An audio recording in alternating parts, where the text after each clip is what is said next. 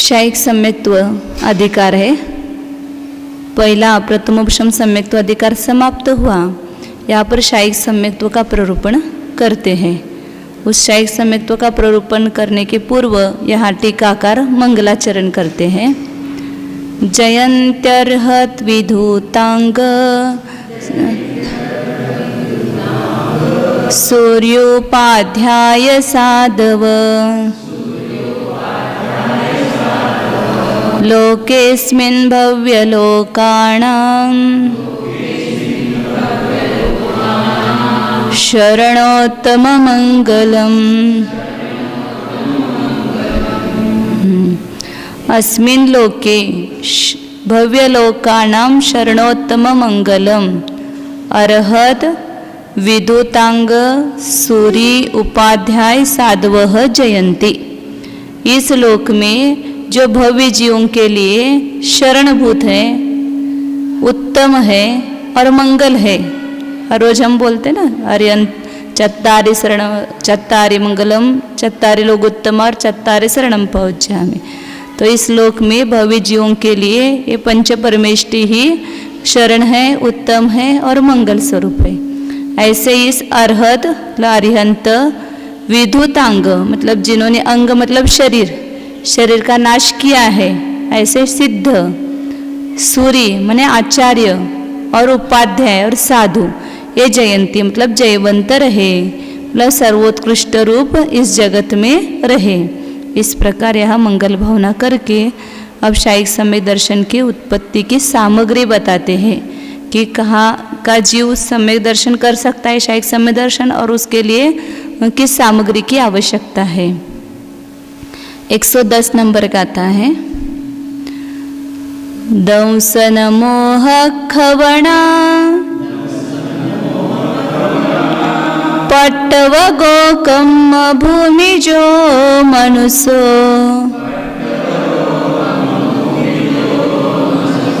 तिथयर पाद मूले केवली सुध केवली मूले।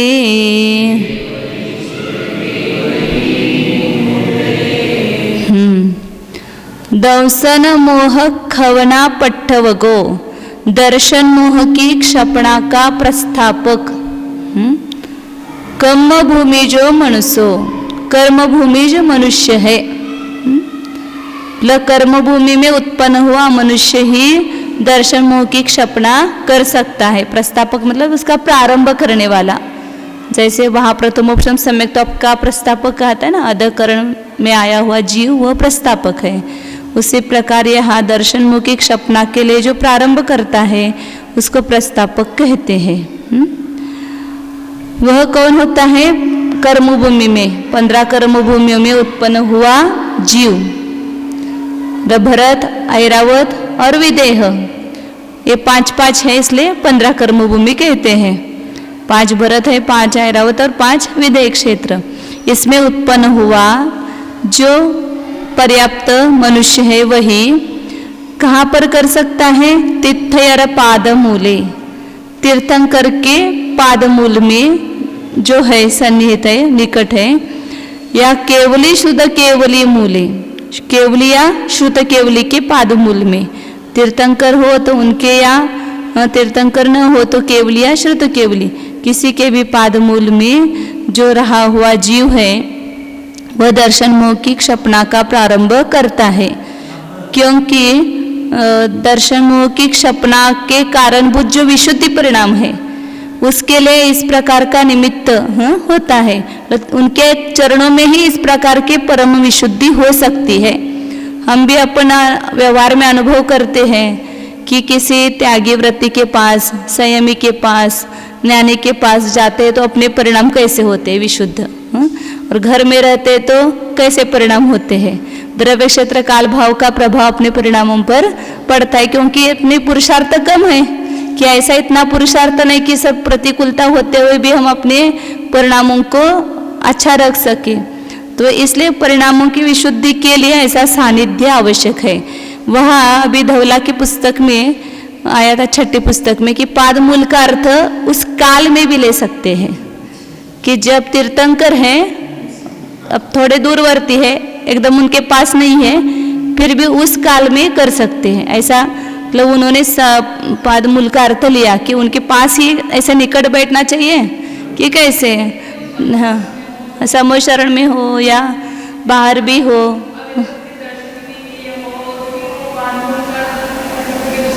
लेकिन उन्होंने वहाँ भी हमने पढ़ा था ना, उसमें आया था, आप भी थे उस समय।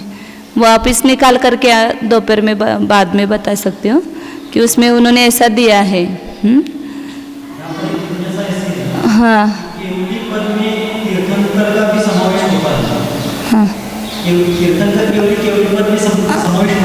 हाँ, मतलब तीर्थंकर खाली केवली कहते तो फिर वो सामान्य केवली और तीर्थंकर ऐसे दो भेद करने के लिए बताया है।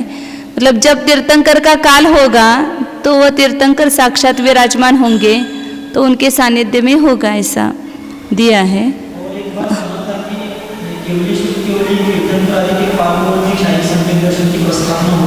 हाँ, लेकिन उसके साथ जो प्रस्ताव होता है वो वज्रवशम नाराज संबंध भी होना चाहिए, ऐसा क्या नहीं है? ऐसा यहाँ करणान योग में नहीं आया है, लेकिन मुझे भी किस महाराज जी ने एक बताया था, लेकिन मैंने देखा नहीं अभी प्रमाण, उसको देखना है। उसमें कार्तिक अनुप्रेक्षा में ऐसा बताया था, तो उसको देखना हुआ नहीं मेरा, देख करके बताऊंगे। इसमें करणान योग में तो कहीं ऐसा नियम आया नहीं।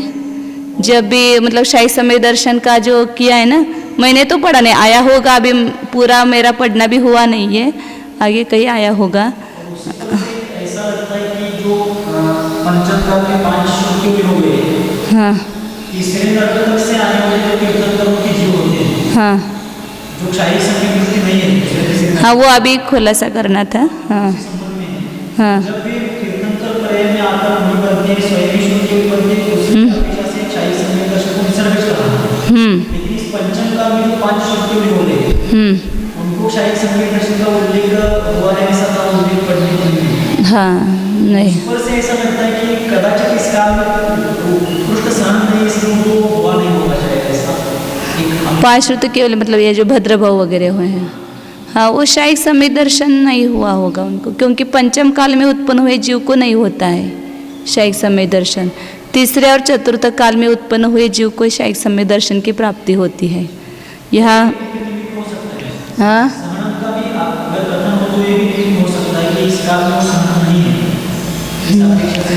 हाँ, वो एक निमित्त कारण है। वैसे मतलब उन जीवों के परिणामों की विशुद्धि की उतनी योग्यता भी नहीं है, और वो स्वयं श्रुत केवली है, लेकिन ऐसा उल्लेख नहीं आता है, तो अपन कैसा उसका निर्णय नहीं कर सकते कि उनको शायिक सम्यक्त्व था या क्षौपशमिक सम्यक्त्व था या कौन सा सम्यक्त्व था, ये अपन निर्णय नहीं कर सकते हैं।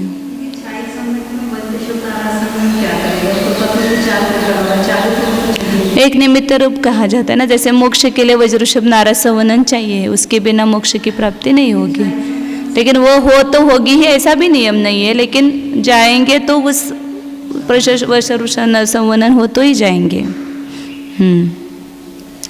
तो यहाँ ये नियम जो है वो सामान्य सभी के लिए बताया। इसमें अपवाद है जो दूसरे और तीसरे पृथ्वी में, दूसरे और तीसरे नरक में जो तीर्थंकर प्रकृति का बंध करने वाले जीव जाते हैं, तो वह उनको तो शायिक सम्यक्त्व नहीं हुआ है, शोभशम सम्यक्त्व ही उनको रहता है, क्योंकि जिनको शायिक सम्यक्त्व हुआ है वे दूसरे तीसरे नरक में जाते नहीं है, पहले नरक में ही जाते हैं। तो इसलिए वे वहाँ जाने पर वहाँ से वापस लौटेंगे, मतलब यहाँ पर, और तीर्थंकर होने वाले हैं, तो उस भाव में उनको शायिक समय दर्शन होगा। तो उनको तो किसी श्रुत केवली और केवली का पादमूल नहीं होता है, वे स्वयंभू होते हैं। तो वे आकर के स्वयं ही शायिक सम्यक्त्व को उत्पन्न कर सकते हैं। उनके लिए ये नियम नहीं कि दूसरे तीर्थंकर चाहिए या केवली श्रुत केवली चाहिए, इस प्रकार से।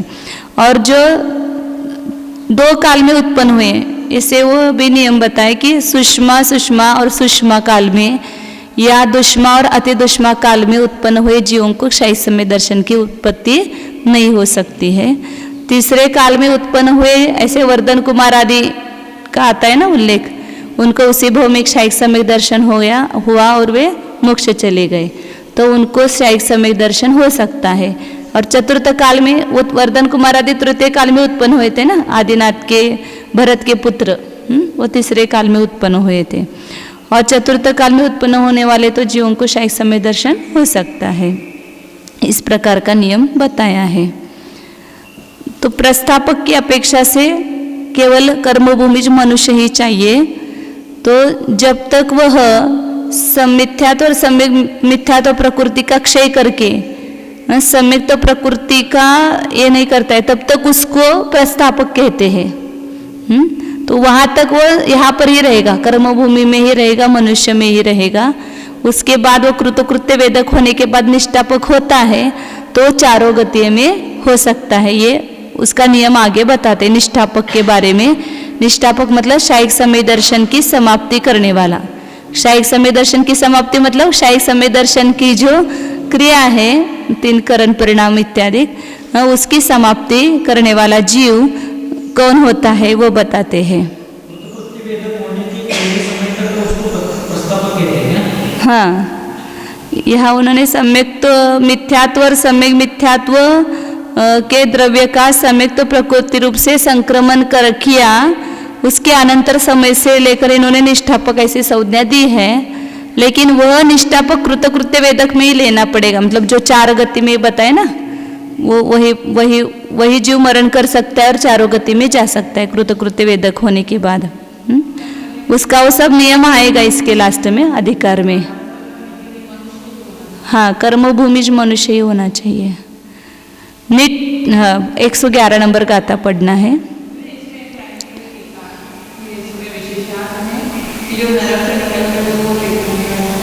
हाँ, उसके लिए वो बताए ना मैंने अभी, जो तीर्थंकर प्रकृति का बंध करके नरक में गए हैं, दूसरे तीसरे नरक में, वे वहाँ से लौटने के बाद उनको शायिक समय दर्शन होगा। तो उनके लिए नियम नहीं है कि केवल श्रुत केवली का पादमूल चाहिए, वे खुद स्वयं ही समय दर्शन को उत्पन्न करके, मतलब शायिक समय दर्शन को उत्पन्न करके शायिक समय दृष्टि बन सकते हैं। हाँ, पहले क्षोभशमी समय दृष्टि थे ना, और तीर्थंकर प्रकृति का बंध किया था, फिर उन्होंने दूसरे और तीसरे नरक की आयु बांधी थी, तो जाते समय वह मिथ्या दृष्टि हुई एक अंतर्मुहूर्त काल तक। तीर्थंकर प्रकृति का सत्ता वाला जीव एक अंतर्मुहूर्त के लिए पहले गुणस्थान में आता है, जब दूसरे और तीसरे नरक में जाना है। फिर वहाँ जाने के बाद एक अंतर्मुहूर्त होने के बाद पर्याप्ति पूरी होगी, विश्राम करेगा, फिर वहाँ वापिस वेदक सम्यक्त्व की उत्पत्ति होगी। तो उस अपेक्षा से फिर वो पूर्ण आयु पूर्ण होने तक रहेगी, वो शायिक समय दर्शन लेकर भी आएगा। और यहाँ आने के बाद फिर उनको 8 वर्ष होने के बाद शायिक सम्यक्त्व की उत्पत्ति होगी। ऐसा कुछ नियम नहीं बताया, लेकिन 8 साल के पहले नहीं होगा, 8 साल के बाद कभी भी हो सकता है। 8 साल होने पर होगा ही ऐसा भी नियम नहीं, लेकिन कम से कम उनके 8 वर्ष पूरा होने के बाद ही उनको क्षय सम्यक्त्व की उत्पत्ति होगी। जरूरी नहीं है। सर्वार्थ सिद्धि में ऐसा कथन आया है कि वो मुनि बन के उनके भी स्वयं बनते हैं और महात्मा को क्षय सम्यक्त्व की उत्पत्ति। हाँ सर्वार्थ सिद्धि में आया है। बराबर है। नहीं, मैं काल का नियम बताया मैंने, वो मुनि बनने के बाद उनको क्षय सम्यक्त्व होता है। बराबर। उस जीव के जीवन में ऐसा है कि प्रसंग होता है कि तीर्थंकर प्रकृति के बंध के बाद जब वो यहाँ पर मरेगा और वो अंतर्मुख के लिए उसका सम्यक दर्शन छूटेगा, कभी नहीं छूटेगा, क्योंकि एक बार तीर्थंकर प्रकृति का बंध प्रारंभ होता है तो उसका कभी भी बीच में ये नहीं होती है, निरंतर बंध होता है उसका। वही अपवाद है केवल नरक में जाने में। वो अभी 2 को हो 4 को सब मिलकर के अंतर्मूर्त होगा, मतलब एक एक ऐसा अलग गिनेंगे तो उसके अपेक्षा से पहले अंतर्मूर्त यहाँ मरने के पहले आएगा, फिर मरण करके वहाँ जाएगा, फिर एक अंतर्मूर्त में पर्याप्ति पूरी होगी, फिर पर्याप्ति होने के बाद भी 2 अंतर्मूर्त विश्राम करेगा, फिर वहाँ सम्यक्त्व की उत्पत्ति। वैसे 3-4 अंतर्मूर्त बताते हैं और सब मिलकर के वो अंतर्मूर्त ही होगा। ये छोटा छोटा लेंगे तो 4 अंतर्मूर्त होंगे। नहीं, लेकिन उनके बारे में आया है, ऐसा बोलते हैं ना कि जो तीर्थंकर प्रकृति का जिन्होंने बंद किया है वे स्वयं श्रुत केवली बनते हैं और फिर उनको क्षय सम्यक्त्व होता है। ऐसा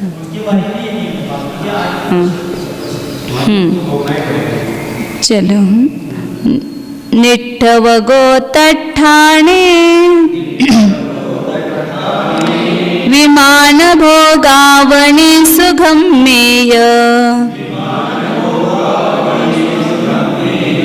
कदकरणे चोचदुसुवी गदेषु उपज्जते जम्मा।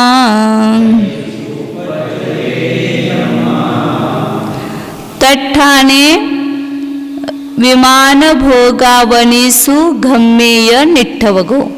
तट्ठाणे मतलब जहाँ पर उसने प्रारंभ किया था उसी स्थान में, मतलब कर्मभूमिज मनुष्य पर्याय में ही वह निष्ठापक हो सकता है।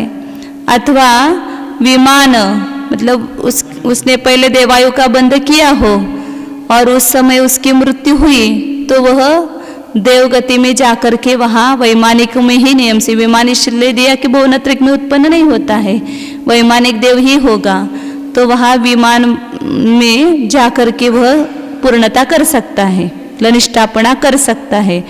भोगावनीसु और या भोग भूमि में, क्योंकि उसने पहले मनुष्य या तिर्यंच बांधी है तो नियम से वह भोग भूमि में मनुष्य भोग भूमि में ही तिर्यंच उत्पन्न होगा, इसलिए भोग भूमि में जाकर के निष्ठापना कर सकता है। या गम्येय या पहली नरक पृथ्वी में, यदि पहले उसने नरकायु का बंध किया है शाही सम्यक्त्व होने के पहले और बाद में उसको शाही समय दर्शन हुआ तो वह घरमा पृथ्वी में जाकर के वहाँ पर निष्ठापना करेगा।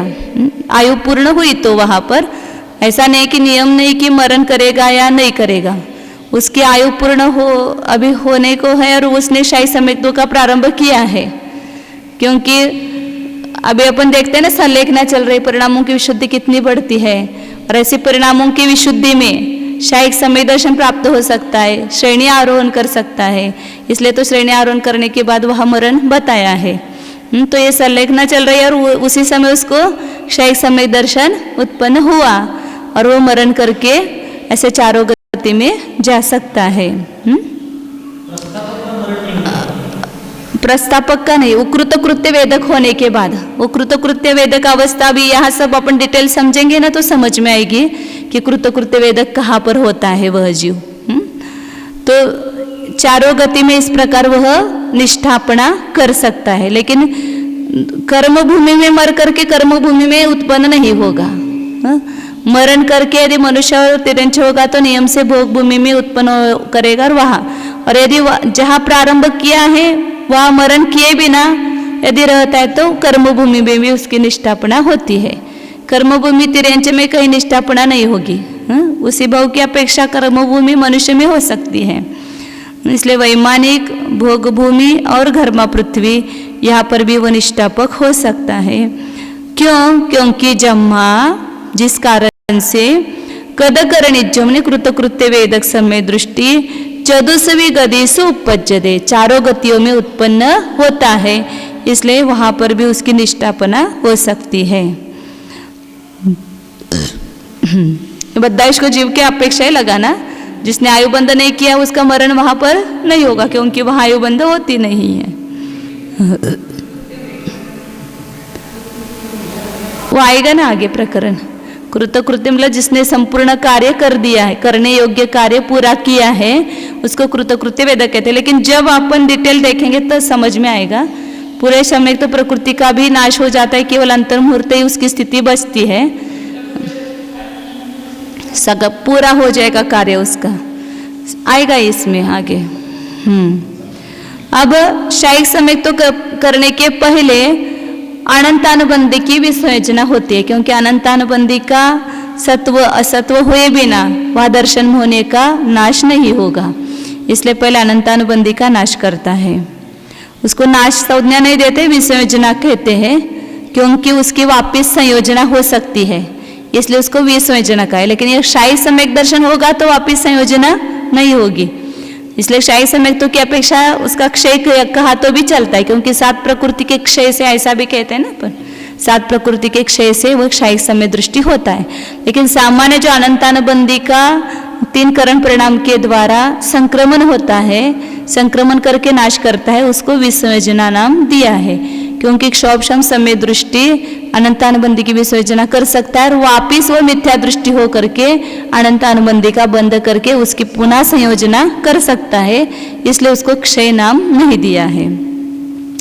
तो उस विसर्जना का यहाँ पर वर्णन करते हैं। पूवम तियरन विहीना अणम को अणयट्टी करण चरिमम्मी उदयावली बाहिरगम ठिदिम विसंयोजदे नियमा।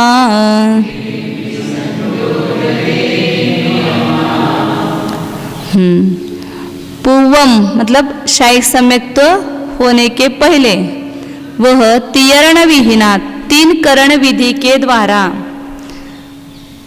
अनियट्टीकरण चरिमम्मी अनिवृत्तिकरण के अंतिम समय में अनम अनम मतलब अनंतानुबंधी, अनंतानुबंधी इतना बड़ा नाम है, उसके लिए छोटा संक्षेप नाम क्या है अनम, क्योंकि अपनी पद्धति है संक्षेप में एक देश बोलते हैं तो पूरा समझना वहाँ पर। वह उदयावली बाहिरगम ठिदिम उदयावली के बाहर की स्थिति को नियमा विसंयोजदे नियम से विसंयोजित करता है। अनिवृत्तिकरण के अंतिम समय में अनंतानुबंधी का पूरा द्रव्य अप्रत्याख्यान प्रत्याख्यान और संज्वलन कषाय और नो कषाय रूप से संक्रमित होकर के समाप्त होगा। केवल एक उदयावली मतलब जो उच्छिष्टावली कहते हैं उतनी शेष रहेगी, वो सिबुक संक्रमण के द्वारा नाश होकर के उसका क्षय होगा, क्योंकि जो उदयावली में प्राप्त हुआ है उसका ऐसा नाश नहीं होता है, वह सब उदय में आकर के ही खिरेगा। इसलिए एक उदयावली के बाहर स्थित जो जितना भी द्रव्य है अनंतानुबंधी का वह पूरा अनिवृत्तिकरण के अंतिम समय में विसंयोजित हो जाता है, मतलब 12 कषाय 9 कषाय रूप से संक्रमित होता है। तो इसके लिए 3 करण परिणाम किए, कौन कर सकता है? यह 4, 5वां, 6वां या 7वां चारों गुणस्थानवर्ती जीव ये 3 करण परिणाम को कर सकते हैं। तो अध प्रवृत्त करण काल में जैसे प्रथमोपशम सम्यक्तों में बताया था ऐसा ही सब विधान होगा। वह परिणामों की अनंत गुणी विशुद्धि, प्रशस्त प्रकृतियों का चतुस्थानगत अनुभाग बंध, अप्रशस्त प्रकृति का अनंत गुना घटता हुआ अनुभाग बंध और स्थिति बंधापसरण, ये सब कार्य वैसे ही यहाँ पर भी होंगे। और अब हाँ हाँ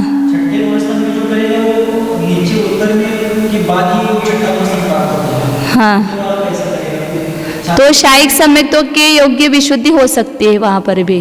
हाँ, क्योंकि वहाँ अनंत अनुबंधी की विसर्जना ये कार्य बताए ना 6 में भी।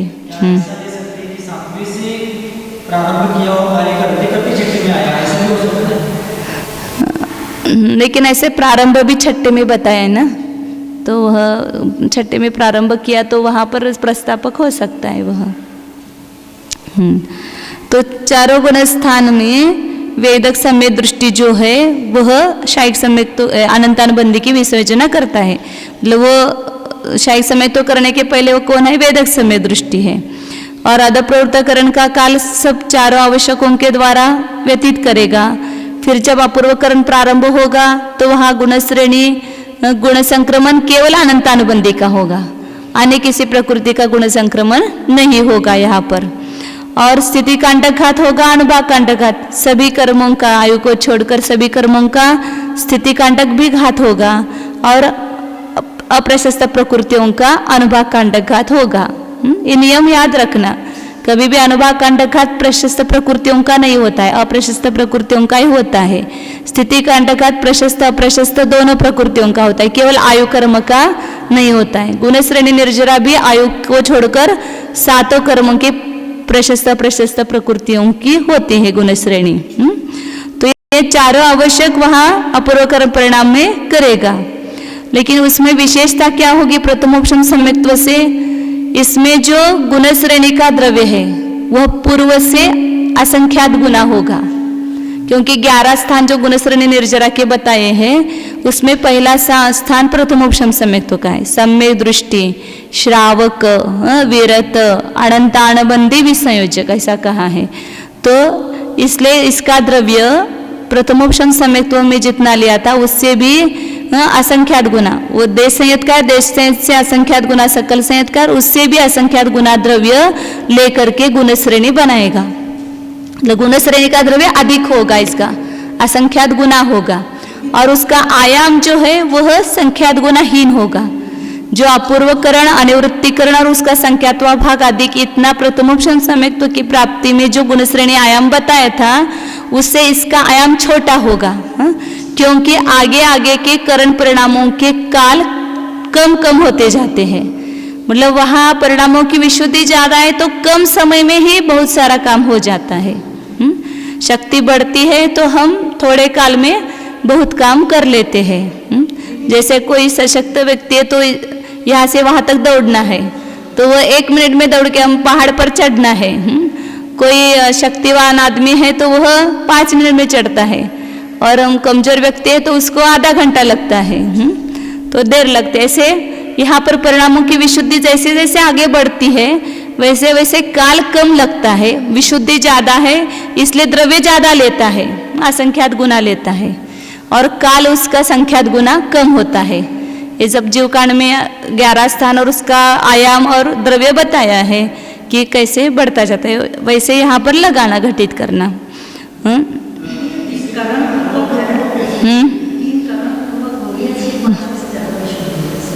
पांचवे से, हाँ 5वां बताया ना, प्रथमोपशम सम्यक्त्व से देश संयत की विशुद्धि ज्यादा, देश संयत से सकल संयम को प्राप्त करने वाले की विशुद्धि ज्यादा, उससे अनंतानुबंधी की विसर्जना करने वाले उसकी विशुद्धि ज्यादा है। हाँ इसके तीनों करण होंगे। हाँ और कार्य भी बड़ा कर रहा है वो। मैंने कहा दर्शन मोहनीय और चारित्र मोहनीय का उपशम और क्षय करने के लिए 3 करण परिणाम होते हैं।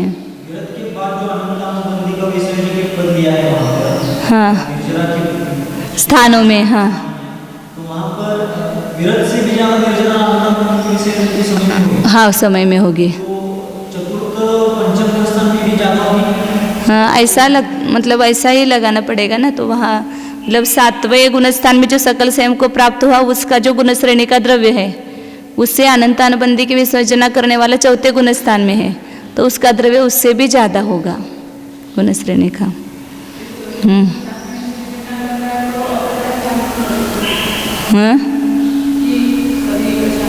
क्या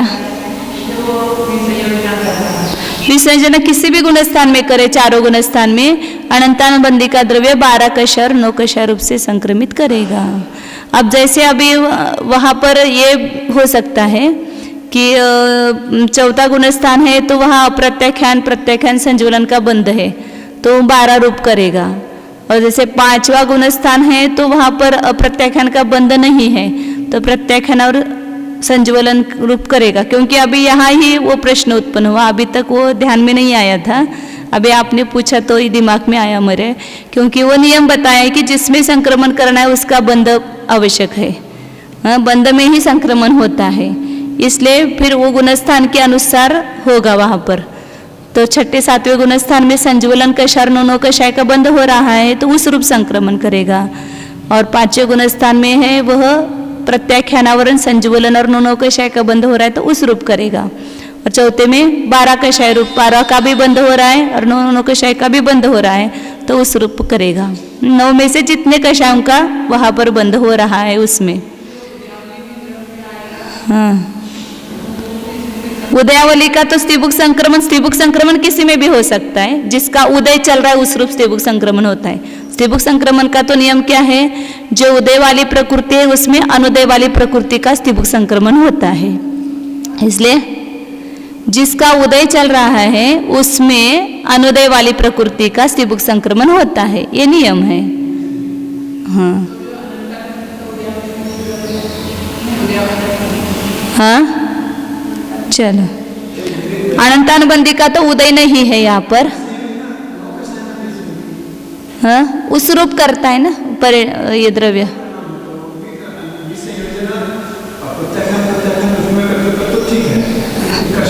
संक्रमण होता है ना कषाय का नो कषाय में और नो कषाय का कषाय में संक्रमण हो सकता है ना, उसमें कोई बाधा नहीं है, दोनों भी इधर से उधर हो सकता है ना संक्रमण।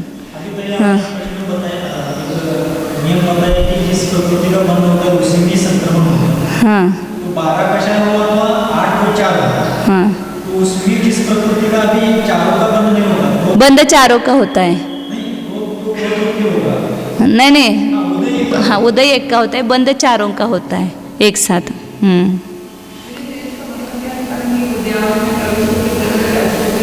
वो स्त्रीबुक संक्रमण के द्वारा नष्ट होगा ना, उसका ये बाकी का कुछ संक्रमण नहीं होता है, गुण संक्रमण या वो नहीं होता है। उदयावली का जो निषेक है उसका तो स्त्रीबुक संक्रमण ही होकर के घिरेगा नियम से।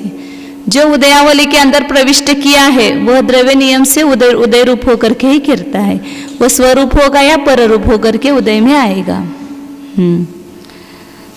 आगे तो क्या हुआ, अपूर्वकरण में ये चारों आवश्यक गुण श्रेणी का द्रव्य बताया, और स्थिति का अंडघात और अनुभाग का अंडघात भी पुराने स्थिति कांडक से और पुराने अनुभाग कांडक से बड़े होंगे, क्योंकि अपरिणामों की विशुद्धि ज्यादा है तो स्थिति कांडक भी आयाम जो है वह संख्यात गुना हो जाएगा। स्थिति कांडक आयाम संख्यात गुना है, अनुभाग कांडक आयाम अनंत गुना है, और गुण संक्रमण तो केवल अनंतानुबंधी का होता है, वह गुणित रूप से होता है। इस प्रकार यह अपूर्वकरण और अपूर्वकरण को समाप्त करता है, फिर अनिवृत्तिकरण में प्रवेश करता है। फिर अनिवृत्तिकरण में और क्या कार्य होता है, कैसे उसकी सत्ता नष्ट होती जाती है, वह अगले गाथा में बताते हैं। 113 नंबर की गाथा है। अनियट्टी अध्याये अनस्स चत्तारि होन्ति पौवाणी सायर लक्ख पुधत्तम पल्लम दूराव किट्टि उच्चिट्ठम।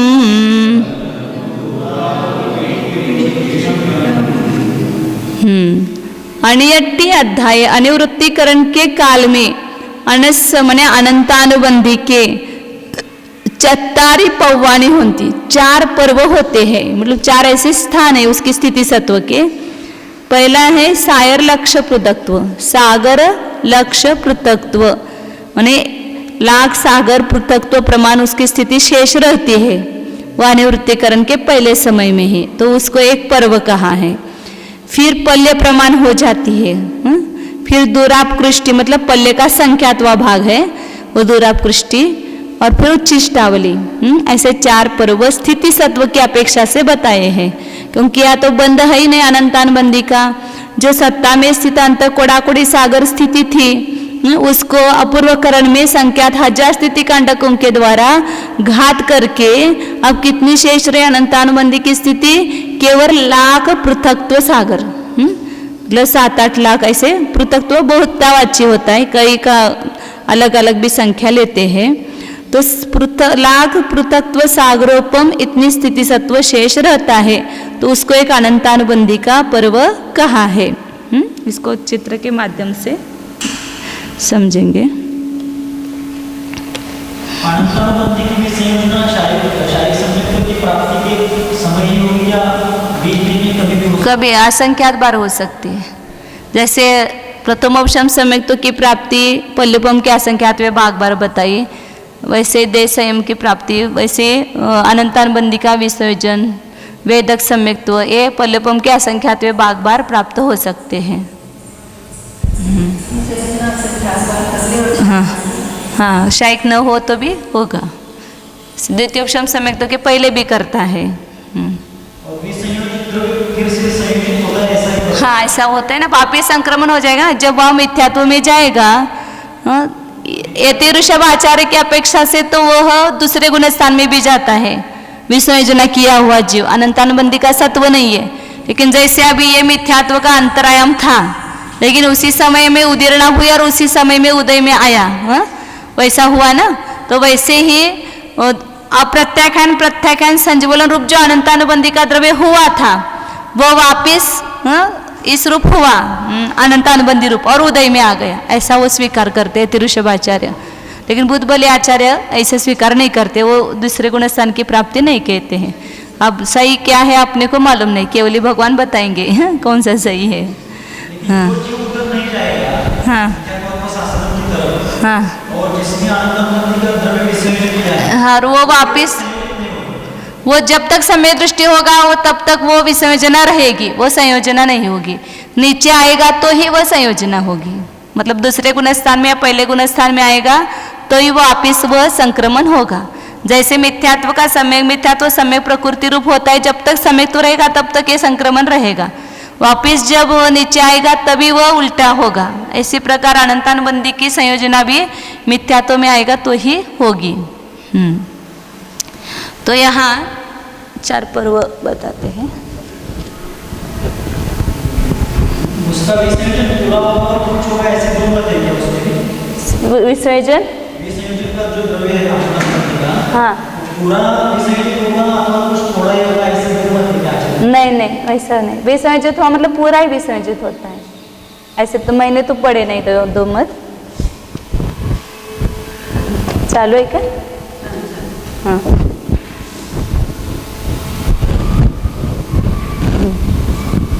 अनिवृत्तिकरण के प्रथम समय में यह जीव आया है। इतना काल है समझो अनिवृत्तिकरण का, ऐसे भी कम माने। तो इस पहले समय में उस जीव के पास अनंतानुबंधी का स्थिति सत्व कितना होगा?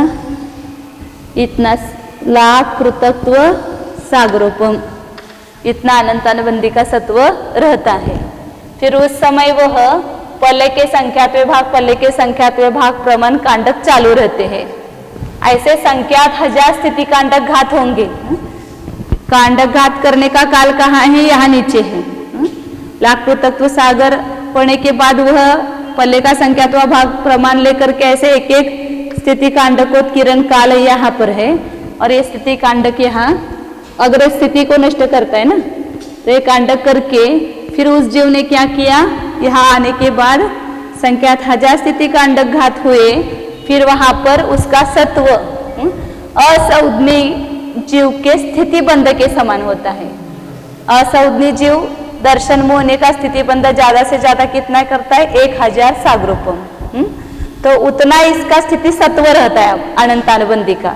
उसकी तुलना की है केवल असंज्ञी पंचेंद्र के समान इसका स्थिति सत्व, मतलब इतना रह गया अब स्थिति सत्व। फिर संख्यात 1000 स्थिति कांडक हो जाएंगे। फिर उसके बाद चतुरेंद्र के बंध के समान, मतलब इतना अभी सोचो कि लाख पृथकत्व सागर से 1000 सागरोपम करने तक कितने लाख कम हो गए। तो समझो कम से कम एक 7-8 लाख ये है, ये ऐसा स्थिति, और 1000 सागरोपम तक लाए। तो कितने स्थिति कांडक घात हुए होंगे वहां पर। पल्ले का संख्यात्व भाग 1, फिर पल्ले का संख्यात्व भाग, ऐसा करते करते पल्ले खत्म होगा, फिर 2 पल्य, 3 पल्य। एक सागरोपम होने के लिए कम से कम 10 कोड़ा कोड़ी पल्ले तो कम होने चाहिए। तो 10 कोड़ा कोड़ी पल्ले कम होने के लिए कम से कम संख्यात मतलब एक संख्यात 1000 स्थिति कांडक होने चाहिए। इतने स्थिति कांडक हुए हैं। थोड़ा सा अपन उसका चिंतन करके देखते तो बहुत सारा स्थिति कांडक यहाँ हुए हैं। फिर 1000 सागरोपम से 100 सागरोपम स्थिति करने के लिए मतलब स्थिति हो जाएगी उसकी संख्यात 1000 यहाँ पर असौधनी के समान की स्थिति उसने मतलब यह जो यहाँ पर है स्थिति यहाँ लेंगे ये कितनी हो गई 1000 सागरोपम। ये कितनी है लाख पृथक्त्व सागरोपम सागर। तो इस प्रकार फिर पल्ले का संख्यात्व भाग पल्ले का संख्यात्व भाग कम करते करते 100 सागरोपम उसकी स्थिति शेष रहेगी। तो यहाँ 900 सागर कम हुए। 900 सागर कम हुए मतलब उसमें कितने पल्ले कम हुए, उसको 10 कोड़ा कोड़ी से गुना करो। 900 को 10 कोड़ा कोड़ी से गुना करो, इतने पल्ले मतलब उतने तो कम से कम क्या होने चाहिए स्थिति कांडक होने चाहिए ना, कम से कम। उससे ज्यादा मतलब संख्यात्मक भाग लेंगे तो उसका मतलब जैसे 900 स्थिति सागर कम हुई तो उस पल्ले कितने हुए कम 10 कोड़ा कोड़ी मतलब 9000 कोड़ा कोड़ी। इतने तो स्थिति का 9000 कोड़ा कोड़ी मतलब कितने संख्यात 1000 बड़ापन सामान्य संख्यात 1000 कहते हैं। तो 1000 से 100 होने में इतने हुए तो लाख तत्व से 1000 होने में कितने हुए होंगे। इसका थोड़ा सा अंदाज लगाना है खाली अपने को। तो ये 9000 एक पल्ले कम होगा तो 9000 कोड़ा कोड़ी स्थिति कांडक होंगे, लेकिन एक पल्ले कम नहीं होता है, एक पल्ले का संख्यात्मक भाग कम होता है। तो 9000 से भी वो संख्यात से गुना करो 9000 कोड़ा कोड़ी को। तो इतने संख्यात 1000 कांडक हुए तब 1000 का 100 सागरोपम हुआ। फिर उसके बाद इसलिए सब यहाँ आचार्य डिटेल बताते हैं, इसलिए थोड़ा सा अपने को उसका भाव भाषण हो। लाख पृथक सागर लाने में हाँ। विशुद्ध परिणाम सही से लाख पृथक सागर आ गया। हाँ बराबर, सभी विशुद्ध परिणाम से काम चल रहा है ना, और परिणामों की विशुद्धि बढ़ती जा रही है। ये चतुरिंद्र के समान हुआ स्थिति बंद। नहीं वहाँ अपूर्वकरण में किए ना, अपूर्वकरण में इतने सारे हो गए ना, अंत कोड़ा कोड़ी से लाख पृथक्त्व हो गया, और अभी अनुवृत्तिकरण में लाख पृथक्त्व से 1000 सागरोपम स्थिति सत्व रह गया। फिर 1000 से 100 सागरोपम रह गया चतुरेंद्र के समान। फिर संख्याधार स्थिति कांडक जाते तो त्रिंद्र के समान होगा, फिर द्विंद्र के समान। ऐसा होता जाएगा स्थिति सत्व, ये कम कम होता जाएगा। ये 50 सागरोपम, फिर 25 सागरोपम। ऐसा इसको ऊपर ऊपर लेना है। ऐसे चतुरिंद्र का हुआ ना, उस समय इतना काल गया तो ये ऐसा लेंगे, इसको ऊपर ऊपर लेंगे। क्योंकि यहाँ पर वह असौधनीय पंचेंद्रिय के समान किया तो ये असौधनीय पंचेंद्रिय का यहाँ से स्थिति सत्व आएगा इस काल से। फिर यहाँ चतुरिंद्र के समान किया तो यहाँ से स्थिति सत्व आएगा। फिर त्रिंद्रिय के समान करता है तो यहाँ से स्थिति सत्व आएगा।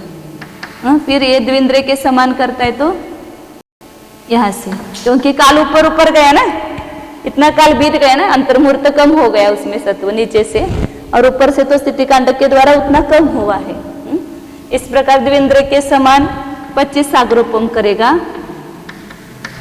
फिर एक केंद्र के समान 1 सागरोपम स्थिति सत्व करता है, वो और ऊपर आएगा।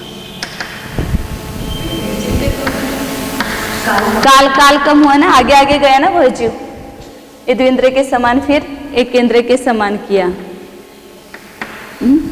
स्थिति। यह जीव आगे आगे जा रहा है तो वहां से सत्व लेंगे ना, जहां पर वर्तमान है वहां से स्थिति सत्व की ना। एक काल का लिखा और ये कर्मों का स्थिति सत्व। तो जहां अपन खड़े हैं वही से सत्व मानेंगे ना, पीछे का सत्व तो उदय में आकर के खिर गया है। फिर एक सागर से एक पल्योपम हो जाएगा स्थिति सत्व उसका, एक पल्योपम प्रमाण, एक पल्य। दीदी यहाँ तो पल्ले का संख्यात्मक भाग कांडक था, एक सागर का। अब यहाँ ये प्रथम पर्व कहेंगे, यहाँ पर पहले समय में वो पहला पर्व है। फिर यहाँ पल्योपम स्थिति सत्व हुआ, उसको द्वितीय पर्व कहेंगे। अब यहाँ पर भी विचार करो कि एक सागर से एक पल्य हुआ तो 10 कोड़ा कोड़ी और उसको संख्यात से गुना करो, क्योंकि एक एक बार में पल्ले का संख्यात्मक भाग कम हो रहा है। तो 4 भी अपन सामान्य ले, उससे भी ज्यादा होंगे, लेकिन पल्ले का संख्यात्मक भाग मैंने क्या चतुर्थ भाग नहीं है और छोटा संख्यात्मक भाग है। तो उतना कम होने के लिए कम से कम 40 कोड़ा कोड़ी पल्ले तो स्थिति बंधापसर होने चाहिए, स्थिति कांडकघात होने चाहिए, बंधापसर में कांडकघात होने चाहिए, तो सागर से पल्ले प्रमाण स्थिति होगी। इस प्रकार ये कम कम करता आया है। तो यहाँ पर उसको द्वितीय पर्व कहा। फिर वह जीव यहाँ 25 सागर तक आज का जो की लंबाई है पल्ले का संख्यात्मक यहाँ तक एक पल्ले होने तक, एक पल्ले होने तक। अभी अगली गाथा में उसका प्रमाण बताने वाले हैं। जब तक एक पल्ले स्थिति नहीं होती है तो पल्ले का संख्यात्मक भाग, पल्ले का संख्यात्मक भाग ऐसा कम होता जाता है स्थिति सत्व। फिर एक पल्ले स्थिति होने पर संख्यात बहुभाग का घात होता है। अब अपने यहाँ बहुभाग का घात करेंगे तो इतनी ही रहेगी अपनी स्थिति, इसलिए नकाशे में सब नहीं दिखा सकते हैं, उसको समझना। तो पहले पल्ले का संख्यात बहुभाग का घात हुआ तो संख्यात्मक भाग ही स्थिति शेष रहेगी। फिर उसमें भी जो रहेगा उसका बहुभाग का घात होगा, एक भाग रहेगी, फिर बहुभाग का घात होगा, एक भाग रहेगा। ऐसे संख्यात 1000 स्थिति कांडक होंगे। फिर सबसे छोटा जो संख्यात्मक भाग है उतनी स्थिति शेष रहेगी, उसका नाम है दूरापकृष्टि। ये मैं छोटा ऐसा निकालती हूँ, ये अभी बहुत छोटा हो जाएगा, ये नकाशे में समझना पड़ता है सब। इसको कहते हैं दूरापकृष्टि स्थिति सत्व। मतलब एक पल्य के बाद बहुत दूर जाकर के यह स्थिति कम हुई, मतलब एक पल्य की अपेक्षा बहुत छोटा संख्यात्मक भाग लेना है। फिर भी वह असंख्यात वर्ष है। वह स्थिति कितनी है? असंख्यात वर्ष। एक पल्य भी असंख्यात में आती है ना संख्या। एक पल्य जो है वो बहुत बड़ा असंख्यात है और उसका पल्ले का संख्यात्मक भाग दूरापृष्टि हुई, वो भी असंख्यात वर्ष प्रमाण है, लेकिन पल्ले का संख्यात्मक भाग है स्थिति सत्व। सबसे दूरापृष्टि किसको कहना? तो वह आगे जाकर का आचार्य ने खुद बताया है उसमें टीका में कि पल्योपम को, मतलब ये स्थिति कौन सी है? पल्य का संख्यात्मक भाग है स्थिति। लेकिन कौन सा लेना वह संख्यात्मक भाग? तो पल्य को उत्कृष्ट संख्यात से भाग दो। मतलब सबसे उत्कृष्ट संख्या से भाग देंगे तो सबसे छोटी संख्या आएगी ना। बड़ी संख्या से भाग देते तो भाग छोटा आता है। तो पहले अपन 2 से भाग देंगे तो संख्यात्मक भाग बढ़ाएगा, 3 से भाग देंगे उससे छोटा आएगा, 4 से भाग देंगे उससे छोटा। ऐसा करते करते उत्कृष्ट संख्या से भाग देंगे तो सबसे छोटा संख्यात्मक भाग आएगा पल्ले का। तो वहां पर जो उत्कृष्ट संख्या से प्रमाण आएगा, इसमें जो लब्ध आया उसमें एक एक मिलाते जाओ और पल्ले को, उल्टा हो गया शायद, घटाते जाना पड़ेगा। पल्ले को जगन्य परिता संख्यात का भाग दो।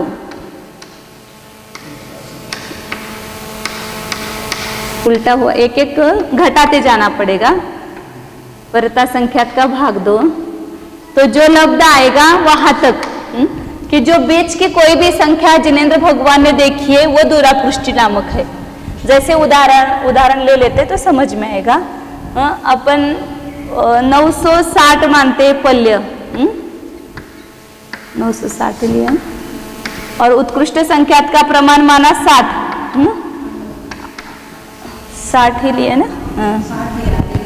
हाँ, और पल्य का प्रमाण जगने परता संख्यात का प्रमाण 61 है ना। 60 को नहीं, कुछ गलत हो गया, 1 मिनट उल्टा हो गया। उत्कृष्ट संख्यात की संख्या 15 मानी है, 15 माना, और जगने परता संख्या 16 माना। तो 960 ये पल्य माना, तो 960 को 15 का भाग देंगे, मैंने उत्कृष्ट संख्या तक का भाग देंगे, तो कितना प्रमाण आएगा? 64 आता है। 15 सका 90 और 15 चौक 64, और ये 60 आता है। तो इस संख्यात्वा जो भाग आया, ये उत्कृष्ट संख्यात्वा, ये सबसे छोटा संख्यात्वा भाग आया। इसमें एक एक कम करते जाओ। कहाँ तक कम करना? जगने परता संख्यात से भाग दे करके जो असंख्यात्वा भाग आया है वहां तक। तो 64 में एक कम किया 63, उसमें एक कम किया 62, इसमें एक कम किया 61, और एक कम करेंगे तो ये असंख्यात्वा भाग आएगा ना, तो ये तो ग्रहण नहीं करना है। तो यह जो जगह अपन उत्कृष्ट संख्यात से भाग दे करके जो लब्ध आया, उसमें एक एक कम करते गए, और जगने परता संख्यात का भाग देने पर जो लब्ध आया उसमें एक कम, इसमें एक बढ़ाएंगे। तो ये बीच की संख्या जो है वो कोई दुरापृष्टि नामक है, जो जिनेंद्र भगवान ने देखी है। तो मतलब ये दुरापृष्टि बहुत छोटा संख्यात्वा भाग है, ऐसा समझना, सबसे छोटा। 60 को भी नहीं बोलेंगे, 60 तो असंख्यात्वा भाग हो जाएगा, वो संख्यात्वा भाग नहीं आएगा, इसलिए उसमें एक बढ़ाओ।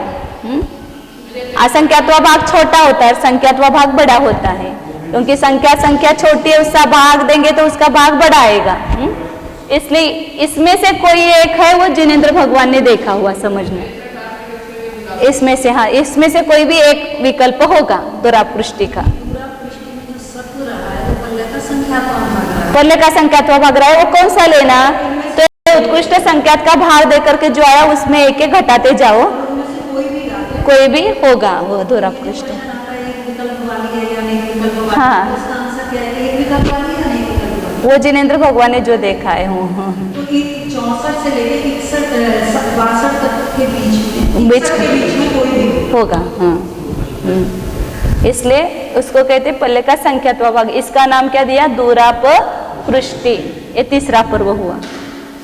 64 भी आएगा ना? 64 नहीं आएगा, 64 तो असंख्यात्वा भाग हो गया। नहीं, 64 संख्यात्वा 64 संख्या, हाँ, इसमें आ सकते हो, वो संख्यात्वा भाग ही है ना, इसलिए। लेकिन उन्होंने ऐसा दिया है उसमें, इसमें एक एक बड़ा कम करते जाओ और उसमें एक एक बढ़ाते जाओ, बीच की संख्या कोई है। इधर से देखो असंख्यात्व भाग में एक एक बढ़ाते जाएंगे, और उधर संख्यात्व भाग में एक एक घटाते जाएंगे। वो दुरापृष्टि नामक स्थिति सत्व, मतलब अनंतानुबंधी का इतना कम रह गया अब स्थिति सत्व संख्यात 1000 स्थिति कांडक के द्वारा। और यहाँ पल्ले के बाद कितना स्थिति कांडक करता है? पल्ले का संख्यात बहुभाग प्रमाण लिए हुए। पल्ले का पहला ये सबसे बड़ा कांडक होगा, ये यहाँ याद रखो, क्योंकि बाद में अल्पबहुत्व आएगा, वो सबसे बड़ा कांडक यह होगा। क्योंकि यहाँ पर पल्य में से बहुभाग का घात हुआ ना, तो इतने सब कांडकों में सबसे बड़ा यही होगा, क्योंकि आगे के जो है वो संख्यात्व भाग के बहुभाग करेंगे, और यहाँ पल्ले का बहुभाग किया है, और बाकी सब पहले भी पल्ले के संख्यात्व भाग प्रमाण कांडक है। इसलिए इसको कहते हैं ये संख्यात बहुभाग प्रमाण कांडक होता है। ऐसे संख्यात 1000 कांडक होंगे, कितना आयाम लेकर के? संख्यात बहुभाग, जो शेष बचा उसका बहुभाग ले लो, जो शेष बचा उसका बहुभाग ले लो। और ऐसे संख्यात 1000 स्थिति कांडक होंगे, तब दुरापृष्टि नामक स्थिति सत्व होगा, क्योंकि संख्या भी बहुत बड़ी है। अपने को वह मतलब उसका भी जब गणित देखते हैं, वो अनवस्था कुंड, शलाका कुंड, महाशलाका कुंड, तब समझ में आता है कि वो कितनी संख्यात बड़ी है। तो वहां दुरापृष्टि स्थिति सत्व, इसको तीसरा पर्व कहा, तृतीय पर्व है। और फिर दुरापृष्टि स्थिति सत्व होने के बाद जो संख्यात्वा भाग स्थिति रही है, ये संख्यात्वा भाग, उसको असंख्यात का भाग दे करके बहुभाग घात के ले लेना।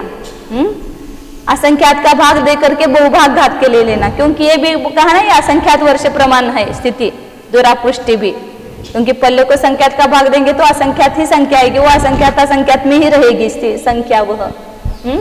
तो फिर उसका असंख्यात बहुभाग, असंख्यात बहुभाग, असंख्यात बहुभाग आयाम वाले ऐसे संख्यात 1000 स्थिति कांडक होंगे, तब जाकर के उसकी स्थिति एक उच्छिष्टावली शेष रहेगी, उसमें भी संख्यात 1000 स्थिति हो जाएगी। फिर केवल एक उच्छिष्टावली मात्र स्थिति शेष रहेगी आवली प्रमाण, और ऊपर का पूरा स्थिति सत्व इधर आगे लिखते हो तो समझ उच्छिष्टावली।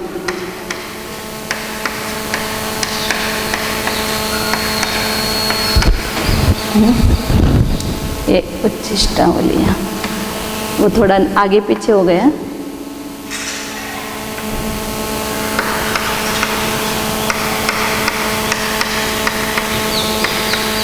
इसके ऊपर निकालती, इतनी उच्छिष्टावली इतनी रहेगी, तब यह चौथा पर्व कहेंगे इसको, चतुर्थ पर्व। फिर अब स्थिति कांडक घात नहीं होगा, अंतिम स्थिति कांडक उच्छिष्टावली के ऊपर जितनी स्थिति थी उसको घात करके नष्ट किया है। फिर यहाँ उच्छिष्टावली के निषेक अन्य प्रकृति रूप होकर के संक्रमित होकर के उदय में आकर के अनंत अनुबंधी का सत्व पूरा नष्ट हो जाएगा। यहाँ पर उन्होंने बताई अनुवृत्तिकरण का अंतिम समय है, यहाँ उच्छिष्टावली प्रमाण स्थिति सत्व शेष रहता है, और उच्छिष्टावली है वो बाद में स्थितिभुक संक्रमण होकर के वह उदय में आकर खिर जाएगी। इसका जो दिया है ना, ये संदृष्टि पल्ले का संख्यात्वा भाग, ये छोटा दिखाने के लिए बहुत बार उसको संख्यात का भाग दिया है, मैंने वो निकाला नहीं, 4 बार उसको संख्यात का, हाँ, छोटा दिखाने के लिए दूरापृष्टि नामक ये स्थिति सत्व बताया है। एक बार संख्यात का भाग दो तो भी संख्यात्वा भाग है, और 4 बार दे दो तो भी संख्यात्वा भाग है, लेकिन आगे आगे से इसका वो छोटा दिखाएंगे तो उसकी अपेक्षा से भाग दिए हैं।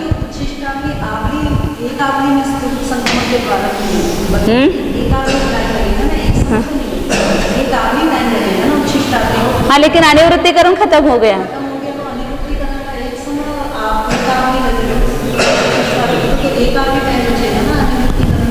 नहीं, हाँ, मतलब ये अनुवृत्तिकरण के अंतिम समय में ऊपर जो उच्छिष्टावली प्रमाण सत्व है उतना रहेगा। हाँ, हो बराबर, मतलब ये अनुवृत्तिकरण के अंतिम समय में जो अगले समय के प्रथम निषेक है वो तो संक्रमण हो गया, उसको 2 अपेक्षा से कहते, काल अवली प्रमाण है, लेकिन निषेक एक समय कम अवली प्रमाण रहते हैं, हमेशा एक समय कम अवली प्रमाण रहेंगे, क्योंकि इस समय में ये स्थितिभुक संक्रमण होकर के इधर हो गया है, इसलिए निषेक एक कम होगा और काल अवली प्रमाण होगा।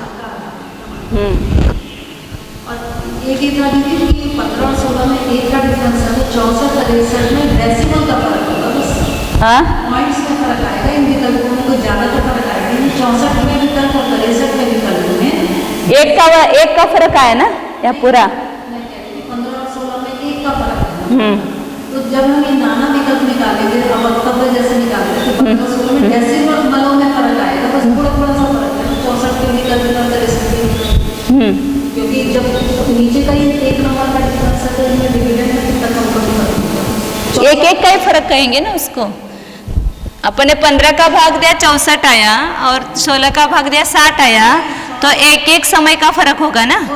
64वां विकल्प और 63वां विकल्प, इसमें तो डेसिमल में एक समय का अंतर आएगा ना, समय का तो लेकिन अपने में जो सत्व का द्रव्य है उसमें तो बहुत ज्यादा सत्व, वही सत्व स्थिति सत्व ही कह रहे हैं ना, यहाँ पर अपने को प्रदेश सत्व नहीं कह रहे, स्थिति सत्व कह रहे हैं, तो स्थिति सत्व एक समय कम हुआ ना, वह पूरा एक समय कम हुआ,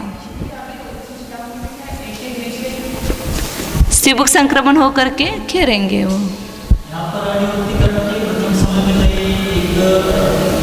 लाभ पृथक्त्व, हाँ,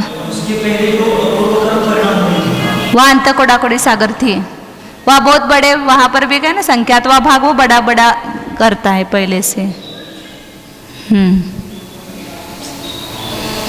आगे आया समझ में इतना। भी यहाँ इसमें मैंने पुस्तक में निकाला है ना ड्राइंग, तो आज मुझे आज सवेरे ऐसा ध्यान में कि ऐसा अलग अलग निकालना चाहिए तो वो और अच्छा समझ में आता है। नहीं ये एक ही लाइन में निकाला है ना यहाँ पर, वो बात जितनी बार पढ़ते उतनी बार नया नया कुछ समझ में आता है और करना चाहिए ऐसा।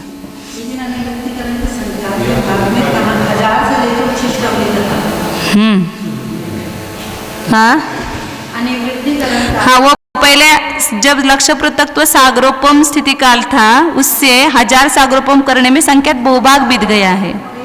वो मैंने कहा ना बहुत सारे वहाँ स्थिति कांडक होंगे ज़्यादा। और संख्यात में एक भाग में ये 3 पर्व हुए हैं, पल्योपम, द्वारापृष्ठ और उच्छिष्टावली। आगे हाँ 114 नंबर की गाथा रही है, उसका अर्थ तो बताया था ये बताते समय, वापिस एक बार पढ़कर बताती हूँ। 114 नंबर की गाथा। पल्लस शंख भागो शंका भागा असंखगा भागा ठेदी खंडा होंतिक में अनस्य पौवादु पौवोत्ति।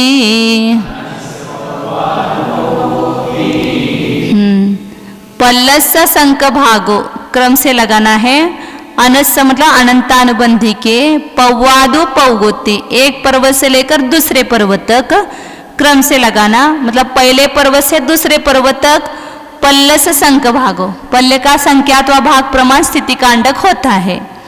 फिर दूसरे से तीसरे तक शंका भागा प्लस संख्यात बहुभाग, ये बहुवचन है ना शंका भागा।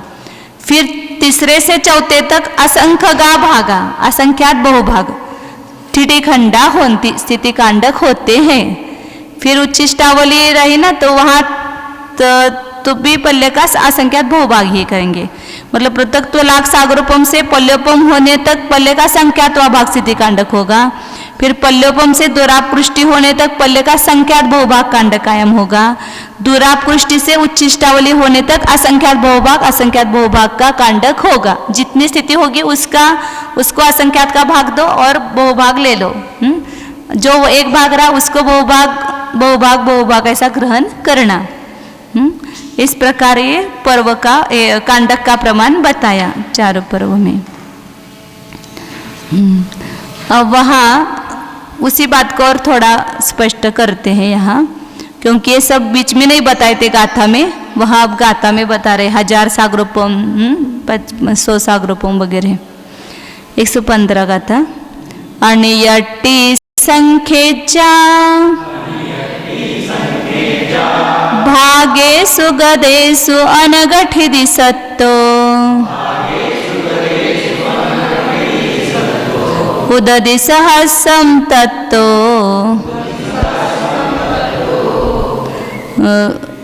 तव्यलेय समम तु पल्लादि।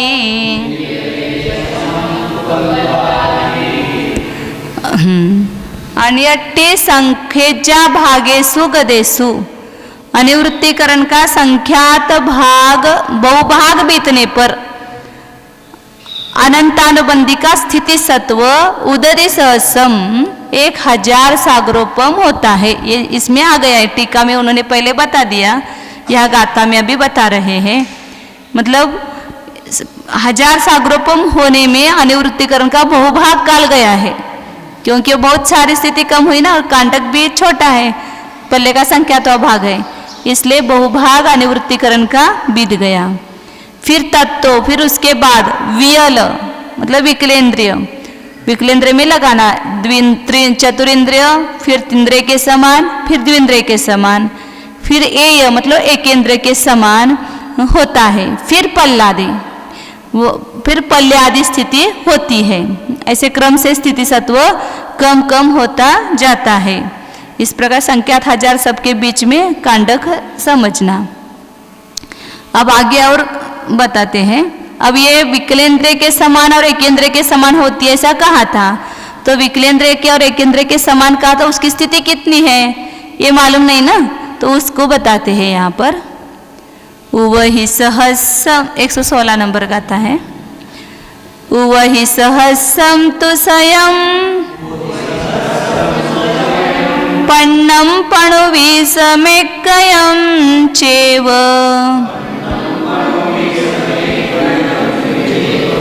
वियलचौके एगे मिच्छुक सठदी होदी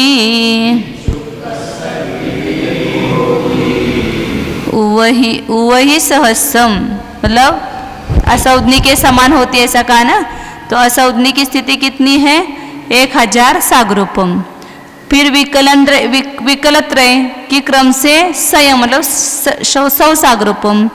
फिर पन्न मतलब 50 सागरूपम त्रिंद्रिय की, और द्विंद्रिय की 25 सागरूपम, और एकेंद्रिय की 1 मतलब 1 सागरूपम होती। मतलब ये जीव ज्यादा से ज्यादा स्थिति बंद किए तो इतनी कर सकते हैं, क्योंकि इनमें शक्ति इससे ज्यादा बंद करने की नहीं है। दर्शन मोहने की स्थिति का बंद यदि उन्होंने किया, पंचौदनी पंचेंद्रिय जीव, असौदनी पंचेंद्रिय, चतुरेंद्रिय, त्रिंद्रिय, द्विंद्रिय और एकेंद्रिय, तो इससे ज्यादा वो स्थिति बंद नहीं कर सकते हैं।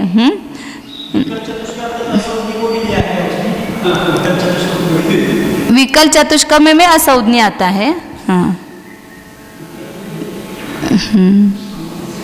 वो क्रम से लगाना ना। वियल चौके एगे मतलब एकेंद्रिय में मिथ्यात्व की उत्कृष्ट स्थिति होती है। फिर उसके अनुपात में अन्य कर्म की लगाना।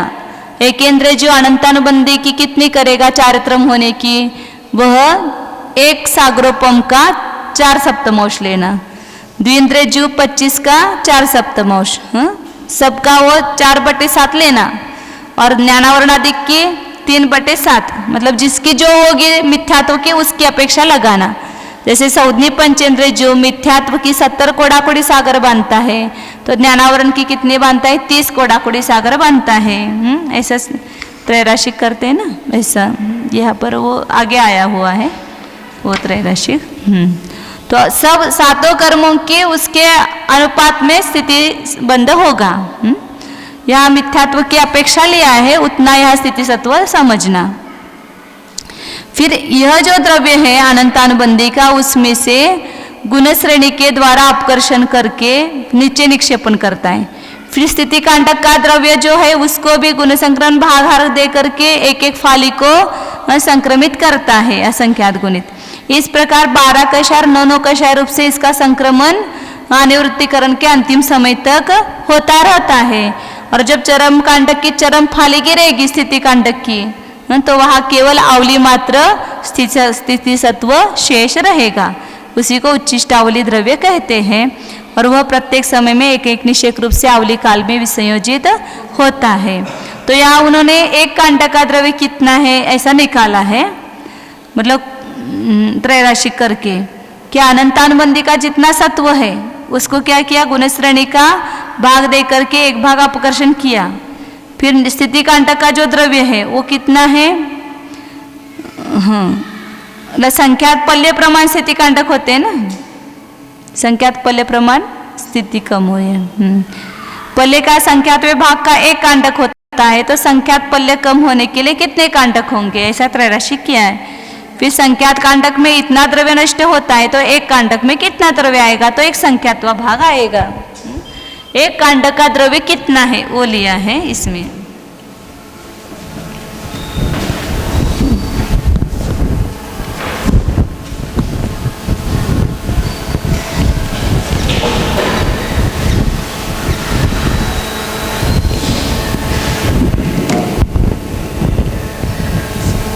पूरा अनंतानुबंधी का सत्व कितना है? समय प्रबद्ध कुछ कम 1.5 गुना हानि गुणे 7 का भाग दिया, मोहनीय का हुआ, ख का भाग दिया मतलब अनंत का भाग दिया, सर्वघाती द्रव्य हुआ, और 17 का भाग दिया तो 1 अनंतानुबंधी किसी एक कषाय का हुआ। अनंतानुबंधी क्रोध ले लो, मान ले लो, माया, लोभ, किसी का भी हुआ 1। तो अब इसमें से ही वह कांडक के लिए लेता है द्रव्य, ऊपर जो जितना स्थिति कांडक, तो कितना 1 कांडक में द्रव्य पूरे द्रव्य का कितना आता है वो बताए। संख्यात्वा भाग आता है, क्योंकि पूरे 1 कांडक कितने प्रमाण हैं? इधर प्रमाण राशि दिखता है क्या उधर से? दिसतंय? इकडे दिसत नाही का?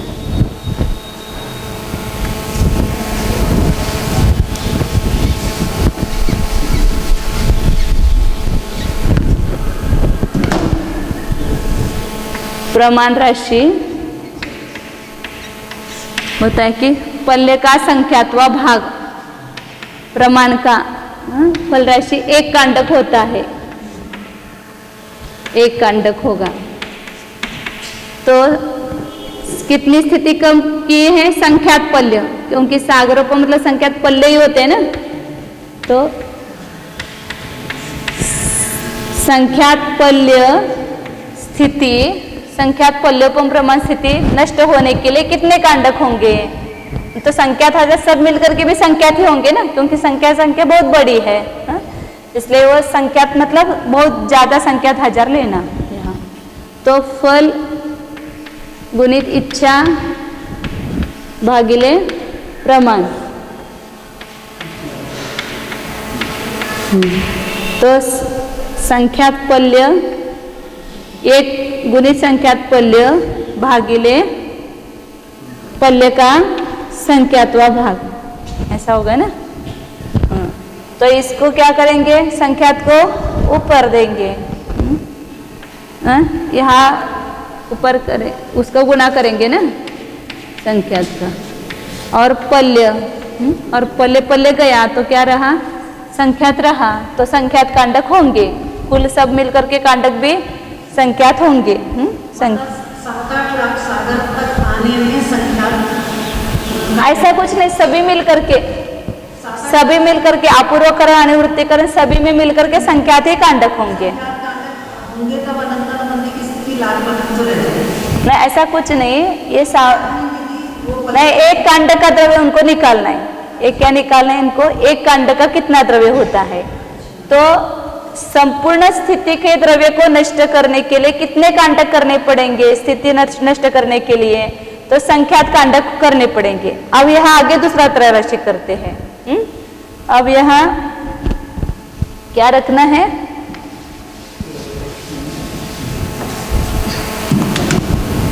ये एक त्रैराशिक हो गया। इसका उत्तर क्या आया? लब्ध संख्यात। 2 बार करो या 1 बार करो, एक ही है। अब ये त्रैराशिक करना है कि संख्यात कांडक के द्वारा ये संपूर्ण द्रव्य नष्ट हुआ ना, नष्ट हुआ मतलब संक्रमित हुआ। तो संख्यात कांडक के द्वारा इतना पूरा द्रव्य संक्रमित हुआ, तो एक कांडक का द्रव्य कितना होगा? का द्रव्य कितना होगा? ऐसा त्रैराशिक किया। तो अब इस द्रव्य को संख्यात का भाग दिया, क्योंकि इस द्रव्य को 1 से गुना करो और संख्या से भाग दो, तो संपूर्ण द्रव्य का संख्यात्वा भाग एक कांडक का द्रव्य होगा। लब्ध क्या आएगा? समय प्रबद्ध कुछ कम 1.5 गुना हानि गुणित 7 अनंत 17 और इसको संख्यात का भाग दिया, ये प्रमाण राशि का। तो इतना एक कांडक का द्रव्य, एक कांडक का प्रमाण आया। यहाँ 2 बार न दे करके 1 बार ही उसको दिया है। और कांडक, एक कांडक का द्रव्य।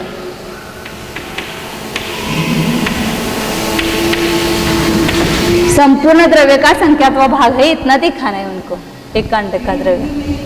183 पेज में इन्होंने पल्ले का संख्यात्मक भाग कांडक की लंबाई तब ये 7-8 लाख सागर से जब पल्ले पे आ गए। हाँ। तो आपने जब पल्ले का संख्यात्मक भाग प्रमाण लिया है तो वहीं तक की स्थिति कांडक की तो ये नहीं, ऐसा बराबर है, लेकिन वो यहाँ बहुभाग लिया तो वो कम ही कांडक होंगे ना, वो संख्यात ही होंगे। सामान्य रूप से निकाला है उन्होंने ऐसे। वो आगे जो कांडक बहुत बड़े हैं और आगे आप जाएंगे समझो, वहाँ पहला ही कांडक वो पल्ले का बहुभाग होगा और बाकी आगे के जो स्थिति है उसकी अपेक्षा से बहुभाग कहेंगे, लेकिन सामान्य रूप से देखेंगे तो पल्ले का संख्यात विभाग होगा ना वो। अच्छा, बहुभाग में संख्यात भाग होगा, क्योंकि पल्ले के संख्यात भाग में हम बहुभाग कर रहे हैं। ये टेबल से तो मैंने कहा ये यहाँ से यहाँ तक है। एक ही कांडक बड़ा है, संख्यात बहुभाग प्रमाण, जो पल्लवपम का संख्यात बहुभाग। बाकी सब जो अब आगे के होंगे वो भले ही शेष स्थिति की अपेक्षा बहुभाग कहेंगे, लेकिन वो उसका प्रमाण जो होगा वो पल्ले का संख्यात्व भाग ही होगा। ये आपने कागज की लंबाई भी निकाली है। हाँ। प्रथम समय से आपने सामान्य गिनती। हाँ, पूर्वकरण से यहाँ तक पूरे कांडक का प्रमाण बताया और कांडक का एक एक कांडक का द्रव्य बताया। लेकिन जब संख्यात्मक भाग आएगा, संख्यात्मक भाग आएगा तो हम अपने आप सोचेंगे इससे थोड़े कम होंगे, लेकिन वो इतने ही होंगे। हाँ, इतनी होगा, इतने ही नंबर होगा। हाँ, हाँ, वो भी सब समान नहीं है ना, कांडक छोटे छोटे होते जाते हैं ना आगे, वो सब कहाँ अलग अलग गिनते हैं। पहला कांडक से दूसरा कांडक छोटा, दूसरे से तीसरा छोटा, उसमें कुछ थोड़ा थोड़ा कम ही होता जाता है ना। कहाँ पर संख्यात माने बहुत हजार संख्यात है, वो लाख करोड़ नहीं, करोड़ से भी ऊपर है। हजार मतलब वो संख्यात हजार कहते हैं, लेकिन वो हजार मतलब बहुत कम नहीं, करोड़ों हजार है। हाँ, सामान्य संख्यात है। हाँ, काय बसत नाही आपलं इथलं, एक कम एक कट्टे प्रमाण ते गणित करायला ना भंग काढायला की बसत नाही त्याच्यामध्ये। अब यहाँ जिसने अनंतानुबंधी का विसर्जन कर दिया है उसका फिर उत्तर काल में क्या कर्तव्य है वो बताते हैं, आगे क्या काम करता है। ध्यान में बैठा हुआ जो खाली नहीं बैठा है ना, बहुत बड़ा काम कर रहे हैं। हमें लगता है क्या ध्यान में बैठना क्या सरल है, उसमें क्या काम करना नहीं है, उसमें सबसे ज़्यादा पुरुषार्थ होता है। कुछ करने के बजाय न करने में ज़्यादा पुरुषार्थ है। हाँ, वही सच्चा पुरुषार्थ है। चलो, अंतो मुहूर्त कालम विस्मय पुनोवितिकरणं कर्य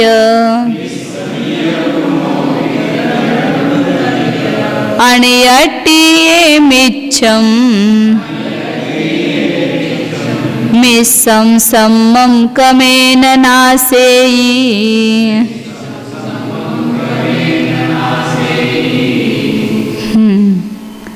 अंतो मुहूर्त कालम विस्मय, अंतर मुहूर्त काल तक विश्राम करेगा। एक कार्य होने के बाद तुरंत दूसरा कार्य नहीं होता है। अपन व्यवहार में भी देखते हैं ना, कोई एक बड़ा काम करता है और उसको तुरंत दूसरा काम बोलो, थोड़ा हमको श्वास तो लेने दो। माँ बच्चे को काम बताते ना, एक काम होने के बाद दूसरा काम, थोड़ा 1 मिनट तो मुझे बैठने दो। यहाँ परिणामों की जो विशुद्धि होगी वो अनंत गुणी विशुद्धि होकर के ऐसा नहीं होगा, कुछ काल उसके परिणामों की विशुद्धि में रुकावट आएगी। वह विश्राम का अर्थ यह विशुद्धि नहीं बढ़ रही है, उतनी रहे, कम हो गई या ये होगी, लेकिन उसको विश्राम मतलब दूसरा कोई यह विशुद्धि का कार्य नहीं होगा, मतलब परिणामों की विशुद्धि नहीं बढ़ेगी, इसका अर्थ विश्राम है वहाँ पर। अंतर मुहूर्त काल तक विश्राम करके, जैसे वो छठे सातवें गुणस्थानवर्ती मुनि है तो छठा सातवां ऐसा बीच में हजारों बार होगा। पुनोवितिकरणम करिए, पुनः क्या करते हैं, विश्राम लेकर के 3 करण करते हैं। सामयिक में अपन भी जब बैठते तो ये भी अनुभव होता है, ऐसे एकदम परिणामों की विशुद्धि बढ़ते कि एकदम उसमें फिर ये हो जाता है, रुकावट आ जाती है उसमें। ऐसा नहीं कि हम ऐसा लगता है कि 5-10 मिनट तक हम परिणामों की विशुद्धि बढ़ाते रहे, तो ऐसा नहीं होता है। एक कुछ क्षण के लिए वो विशुद्धि बढ़ती है, तुरंत उसमें और कुछ दूसरा विचार आकर के या कषायों का उदय हो करके उसमें विशुद्धि कम हो जाती है। तो हाँ, उतना भी नहीं लगता है केवल ज्ञान के लिए, केवल ज्ञान के लिए उतना भी नहीं लगता है। शपथ श्रेणी का काल बहुत कम है, छोटा एकदम। विस्मय, क्योंकि वो बहुत ज्यादा विशुद्धि है ना, वो बहुत ज्यादा विशुद्धि के लिए वो इतना काल नहीं लगता है। पुनोवितिकरण 3 करण करके अनियट्टिये मतलब अनिवृत्तिकरण काल में मिच्छम मिस्सम मिथ्यात्व प्रकृति और मिश्र प्रकृति को और सम्मम सम्यक प्रकृति को क्रम से नष्ट करता है। पहले मिथ्यात्व का नाश होगा अनिवृत्तिकरण काल में, फिर मिश्र का होगा, फिर सम्यक्त्व का। कार्य सब चालू करता है एक साथ, लेकिन उसकी समाप्ति क्रम से होती है। यहाँ पर भी जैसे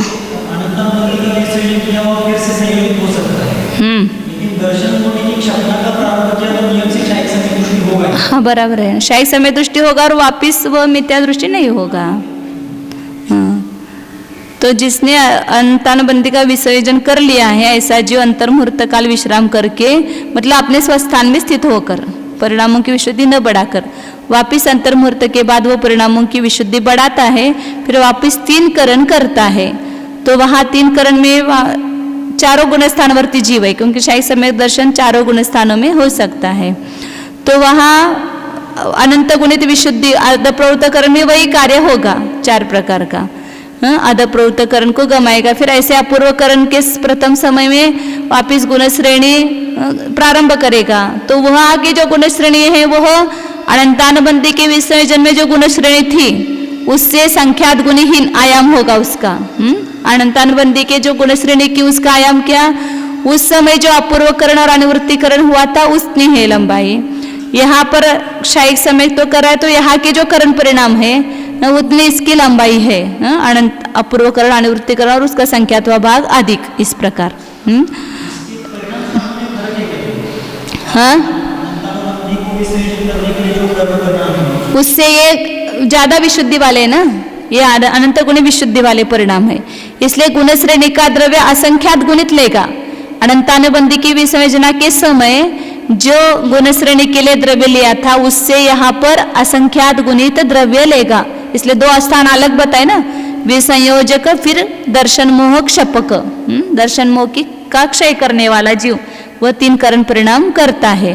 तो गुण श्रेणी के लिए अपकृष्ट द्रव्य जो है वह असंख्यात गुना है और गुण श्रेणी का आयाम संख्यात गुना हीन है।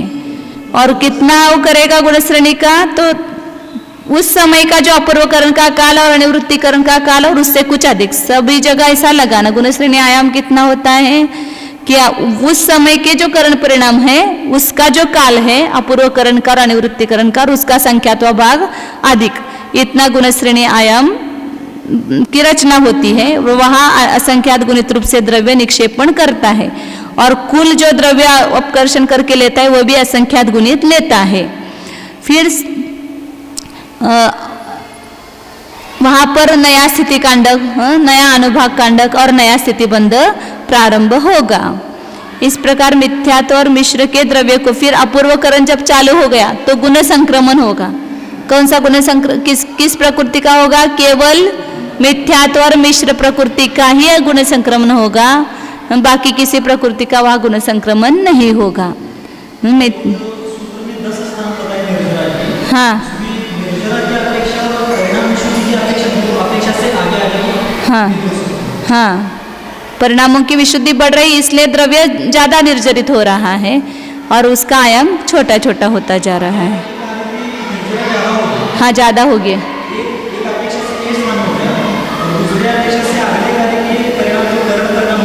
हाँ हाँ वो अनंत गुणी विशुद्ध होंगे, इसीलिए तो निर्जरा ज्यादा हुई है। पहले 3 करण से अगला जो 3 करण है उसमें विशुद्धि ज्यादा है। हाँ वो निमित्त नैमित्तिक संबंध है ना उसका, परिणामों की विशुद्धि बढ़ रही इसलिए गुणश्रेणी निर्जरा का द्रव्य बढ़ रहा है। और हर समय भी अनंत गुणी विशुद्धि बढ़ती है, इसलिए हर समय भी गुण द्रव्य असंख्यात गुणित होता जा रहा है ना। जब अपूर्वकरण में आया तो पहले समय से दूसरे समय में असंख्यात गुणित ही लेता है, दूसरे से तीसरे समय में असंख्यात गुणित लेता है, क्योंकि उसका परिणामों की विशुद्धि के साथ निमित्त नैमित्तिक ये सब अपने को दिखा रहा है, अपने परिणामों की विशुद्धि दिखा रहा है। मतलब इससे अपन अपने परिणामों की विशुद्धि को जान सकते कि इतनी विशुद्धि बढ़ती है तब ऐसा कार्य होता है, ऐसा कार्य हो रहा है, इसका अर्थ इस जीव के परिणामों की विशुद्धि बढ़ रही है। अपूर्वकरण के पहले समय में फिर जगन स्थिति सत्व कितना होता है, अंत कोटाकुटी सागरोपम होता है, लेकिन पहले से भी संख्यात गुना हीन होता है। लेकिन उस स्थिति सत्व में भी जगन्य से उत्कृष्ट जो स्थिति सत्व है वो कितना है, संख्यात गुना होता है। क्योंकि 2 प्रकार के जीव है करने वाले, कोई उपशम श्रेणी चढ़ करके उतर करके आता है फिर शायिक समिक्तो करता है, कोई उपशम श्रेणी बिना चढ़े ही शायिक समिक्तो की प्राप्ति करता है। तो उपशम श्रेणी चढ़ करके नीचे उतरा है, उसका स्थिति सत्व कम हो गया है, और अब इस उपशम श्रेणी चढ़े बिना कर रहा है, उसका स्थिति सत्व अधिक है, इसलिए उसका स्थिति कांडक बड़ा होगा। जिसका स्थिति सत्व ज्यादा है उसका स्थिति कांडक बड़ा होगा, और जिसका स्थिति सत्व कम है उसका स्थिति कांडक छोटा होगा। तो उत्कृष्ट स्थिति सत्व होगा स्थिति कांडक, तो वह सागरोपम पृथक्त्व होता है, और कम जगन्य होता है तो वह पल्ले का संख्यात्व भाग या बीच के लगाना। जैसे कम ज्यादा स्थिति होगी ना, जगन्य से लेकर उत्कृष्ट तक स्थिति के अनेक भेद जैसे अपन दिखाए थे प्रथम उपशम सम्यक्त्व में, उसी प्रकार कांडक में भी भेद होंगे। पल्ले के संख्यात्व भाग से लेकर सागरोपम पृथक्त्व तक एक एक समय से बढ़ते हुए ऐसे कांडक के विकल्प होंगे। स्थिति के जैसे एक एक समय से बढ़ते हुए विकल्प होते हैं, तो अनेक स्थितियों का कांडक समान होगा। इस प्रकार यहाँ पर भी स्थिति कांडक होते हैं। दर्शन मोह के उपशमना में जैसा बताया वैसा ही यहाँ पर भी समान है। तो इस प्रकार अपूर्वकरण के चरम समय को यह जीव प्राप्त हुआ। तो उस समय पहले समय में जो स्थिति सत्व था उससे अंतिम समय में जो स्थिति सत्व है वह असंख्यात गुना कम हुआ है, संख्यात गुना कम हुआ है। असंख्यात गुना नहीं कम होगा, क्योंकि अंत कोड़ाकोड़ी सागर का वो संख्यात्वा भाग रह जाता है।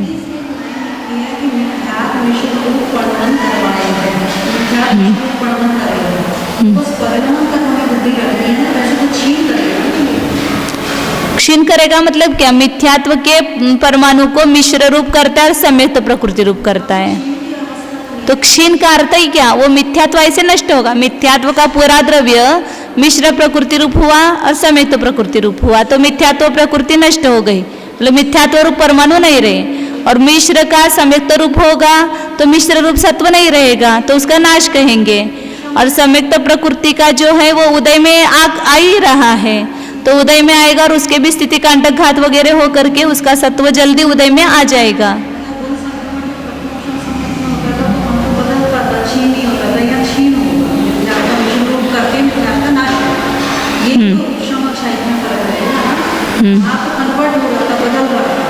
हाँ, वो पूरा ही सत्व नष्ट होगा ना वहाँ मिथ्यात्व का। हाँ हाँ, यहाँ तो सब स्थिति कांटक घात हो रहे ना, वहाँ तो स्थिति कांटक घात नहीं, खाली गुण संक्रमण हो करके मिथ्यात्व का द्रव्य कुछ मिश्र प्रकृति रूप और कुछ सम्यक्त प्रकृति रूप हुआ है। यहाँ पूरा का पूरा स्थिति कांटक घात हो करके मिथ्यात्व का पूरा द्रव्य मिश्र रूप होगा, और मिश्र का पूरा द्रव्य सम्यक्त प्रकृति रूप होगा, और सम्यक्त प्रकृति का अपने स्वमुख से आकर के उसके भी स्थिति कांटक घात गुण श्रेणी निर्जरा हो करके उसका सम्यक्त प्रकृति का उदय आकर के खिरता जाएगा। अंतर्मूर्त काल में वो भी सब नष्ट करेगा। ये सब विधि आगे बताएंगे ना, यहाँ पर किस प्रकार नाश होता है उसकी सब विधि बताते हैं अब आगे। तो अपूर्वकरण में यह 4 कार्य हो करके वह जीव अनिवृत्तिकरण में प्रवेश करता है। तो वहाँ क्या होता है कार्य, वहाँ बताते 118 नंबर की गाता है। आज तो एकदम माल हल्का हल्का है, सब समझ में आएगा, पचन होने जैसा है। कल बहुत गरिष्ठ खाना खाना है इसलिए उसके लिए हाँ गरिष्ठ खाना होगा। इसकी 10 गाथा जो है वो बहुत है मुश्किल है, लेकिन बहुत सरल हो जाएगी। आपको ऐसा नहीं लगेगा कि समझ में नहीं आया, एकदम स्पष्ट सर्वज्ञ के समान स्पष्ट हो जाएगा एकदम। चलो ना, ऐसा कुछ नहीं है, लेकिन अपना अपना ये है, योग्यता है सबकी। अणियट्टी कर्ण पड़ में दंसन मोहस से सगान ठिदी सायर लक्क पुधत्तम कोड़ी लक्कग पुधत्तंच।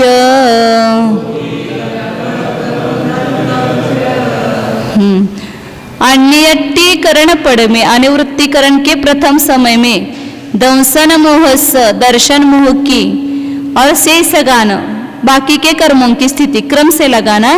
दर्शन मोह की स्थिति तो सागर लक्ष्य पृथक्त्व रहेगी, जैसे अनंतानुबंधी की रहती है ना लाख पृथक्त्व सागर, वैसा ही यहाँ मिथ्यात्व का सब लेना है। और बाकी जो कर्म है मिथ्यात्व को छोड़कर, दर्शन मोहनीय को छोड़कर बाकी जितने भी शेष कर्म है दर्शन मोहनीय में तीनों भी प्रकृति आ जाएगी वहाँ। मिथ्यात्व, सम्यक मिथ्यात्व और सम्यक प्रकृति, क्योंकि तीनों का भी स्थिति कांडक हो रहा है। तो तीनों की स्थिति कितनी रही? लाख पृथक्त्व सागर। और बाकी शेष कर्म जो है मोहनीय को छोड़कर और आयु को छोड़कर, उनका स्थिति सत्व कोटि लक्ष पृथक्त्व है, मतलब करोड़ लाख, मतलब अंत कोटा कोटि कहेंगे उसको अंत कोटा कोटि कहेंगे ना। 1 कोटि के ऊपर मतलब लाख करोड़, मतलब कोटि के 1 कोटि के ऊपर हो गया और 1 कोटा कोटि के भीतर हो गया, तो अंत कोटा कोटि कहेंगे। और जो लाख पृथक्त्व है वो कोटि के भीतर है, अंत कोटि, अंत कोटा कोटि और अंत कोटि, दो में अंतर हो गए ना। लाख पृथक्त्व जो है वो अंत कोटि है, कोटि के भीतर है, और अंत कोटा कोटि मतलब 1 करोड़ के ऊपर है, लाख करोड़ पृथक्त्व है। फिर ये ऐसी स्थिति इतनी कम क्यों हो गई? क्योंकि अपूर्व करण में उसने संख्यात 1000 स्थिति कांडक घात किए बहुत सारे, और इसलिए इस प्रकार स्थिति सत्व उसका कम हुआ है। सभी जीवों के विशुद्ध परिणाम की सदृशता से जगन्य और उत्कृष्ट विकल्प के बिना स्थिति सत्व एक समान ही होता है। इसलिए दर्शन मोहनीय का पल्य स्थिति पर्यंत पल्य का संख्यात्व 1 भाग मात्र स्थिति कांडक ही होता है। यहाँ पर जैसे अभी अनंतानुबंधी के बताए ना, ऐसे ही यहाँ पर भी ये 4 पर्व होंगे सब दर्शन मोहनीय के। अब आगे अनिवृत्तिकरण काल में क्या कार्य होता है वो बताते हैं। अमनट्ठिदि सत्तादो पुदत्तमेत्ते पुदत्तमेत्तेय ठिदि खण्डये हवन्तिहु चौतिवि एय लक्ख पल्लठिदि।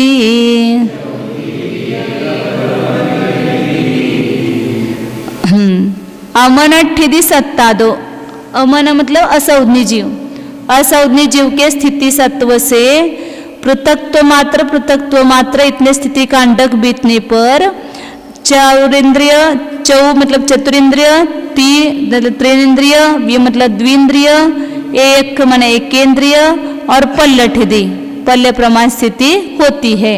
जैसे अनंतानुबंधी के अभी लगाए वैसा ही सब लगाना।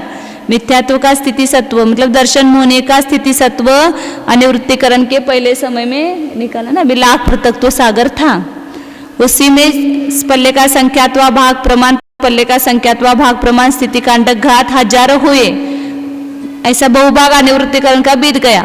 उस समय दर्शन मोहनीय का तीनों का भी स्थिति सत्व कितना हो गया? सागरोपम 1000 सागरोपम मात्र हो गया, असंज्ञ के समान। फिर पल्ले का संख्यात्वा भाग प्रमाण लिए हुए संख्यात 1000 स्थिति कांडक बीत गए, फिर चतुरेंद्र के स्थिति बंध के समान इसका स्थिति सत्व हो गया। दर्शन मोहनीय का भी बंध नहीं है, सत्ता में स्थिति कम हो रही है, क्योंकि सब ऐसा नाश नहीं होता है। लोगों को पता नहीं कि कर्म का नाश होता है तो कैसे नाश होता होगा, या ऐसा क्रुश कम स्थिति कम करेंगे, अनुभाग कम करेंगे, जो है वो आखिर में उदय में आकर ही खिरने वाला है, खाना तो पड़ेगा ही, बिना खाए जाएगा नहीं। लेकिन वो ऐसा इतनी स्थिति काल तक हम भोगते, उसको इतने अनुभाग सहित भोगते, वो कम अनुभाग हो करके और स्थिति भी घट करके जल्दी उदय में आकर के सब खिर जाएगा। इसीलिए तो निर्जला कहेंगे इसको। विश्वचना में अनंतानुबंधी की हो गया, अब यहाँ दर्शन मोहनीय का चल रहा है ना। हाँ, तो अब दर्शन मोहनीय की कर रहे हैं ना, वो केवल अनंतानुबंधी की थी, वहां मिथ्यात्व की थोड़ी की थी। जब अनंतानुबंधी की विश्वचना की तब केवल अनंतानुबंधी का स्थिति सत्व घटाता गया, बाकी सब कर्मों का तो स्थिति सत्व वहां बताया था अंत कोडाकोड़ी सागर है। अब जब वापिस दर्शन मोहनीय का क्षय करने के लिए 3 करण परिणाम किए, अपूर्व करण में आया तो वह दर्शन मोहनीय का स्थिति कांडक भी कर रहा है, तो वो स्थिति कांडक ज्यादा करके उसकी स्थिति बहुत ज्यादा घातित हुई है, उसकी लाख पृथक्त्व सागरोपम रही। और बाकी शेष कर्मों की अभी तो संसार बाकी है ना, उसकी तो अंत कोडाकोड़ी सागर है, और इसका बंध भी नहीं हो रहा है, तो वापिस ये भी नहीं होगा, संचय भी नहीं होगा। तो ये दर्शन मोहनीय के नाश के लिए तो ये 3 करण हुए हैं, तो उसका स्थिति घात ज्यादा होगा दर्शन मोहनीय का, इसलिए उसका स्थिति सत्व कम, इसलिए कहा ना अनंतानुबंधी के समान ही सब वहां मिथ्यात्व लगाना। सम्यक मिथ्या, तीनों प्रकृतियों का लगा ना। हाँ, तीनों का हो रहा है, लेकिन नाश कर्म से होगा। मिथ्यात्व का पहला स्थिति सत्व का घात होगा, फिर सम्यक मिथ्यात्व का होगा, फिर सम्यक प्रकृति का। हाँ, वो अनंतानुबंधी तो पहले हो गए ना 3 कर्म परिणाम के द्वारा। अब एक साथ कैसे चलेगा? अभी कैसे बताया, अनंतानुबंधी के लिए 3 कर्म परिणाम किए, वो कार्य पूरा हो गया, अनंतानुबंधी का पूरी विसर्जना हुई, फिर विश्राम हुआ, फिर वापस 3 कर्म परिणाम किए, फिर वहाँ अपूर्व करण से वो दर्शन होने का ज्यादा स्थिति घात करेगा, तो उसका स्थिति सत्व लाख पृथक्त्व सागर केवल दर्शन होने का, बाकी कर्मों का नहीं। इसलिए 2 का अलग अलग बताए ना, एक तो लाख कोटि पृथक्त्व और एक सागर लाख पृथक्त्व सागर, सागरोपम। तीनों का भी होगा, लेकिन पहले मिथ्यात्व की स्थिति का घात होगा।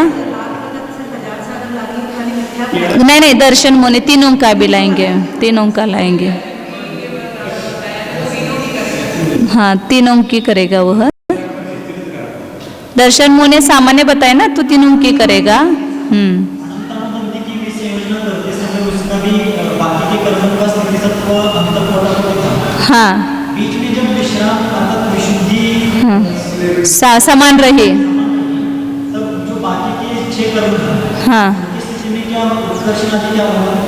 उत्कर्षण जिसका स्थिति बंद हो रहा है, वो स्थिति सत्व से स्थिति बंद कम ही होता है, ऐसे तो बढ़ेगा नहीं वो स्थिति सत्व। वापिस जब संक्लेश परिणाम करके ज्यादा बढ़ेगा तब बढ़ेगा उसका स्थिति सत्व। विश्राम के बाद दर्शन होने की क्षमता के लिए कर्म परिणाम करता होगा, तो अंतःकोटा हो गया, उसी में से घात कर रहा है ना, उसी में से घात कर रहा है। जो स्थिति सत्व शेष बचेगा उसी में घात कर रहा है, फिर भी अंत कोडाकुड़ी सागर रहेगा स्थिति सत्व। इस प्रकार स्थिति बहुत सारे स्थिति कांडक पतित होने पर फिर द्विंद्रिय के समान, फिर एकेंद्रिय के समान एक सागरोपम प्रमाण स्थिति सत्व होता है।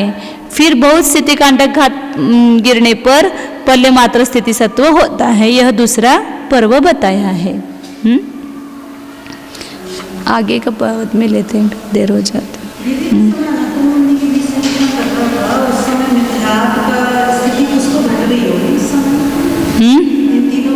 उसका भी स्थिति कांडक घात हो रहा था ना, वहां पर भी सभी का हो रहा था ना। अनंतानुबंधी के लिए 3 कर्म परिणाम किए तब सभी का करे, लेकिन अनंतानुबंधी का ज्यादा घात होगा नहीं है। अंतकोडाकोड़ी सागर ही उसका मतलब छोटा लिया हुआ स्थिति कांडक हुआ था, वो भी पल्ले का संख्यात्व भाग है।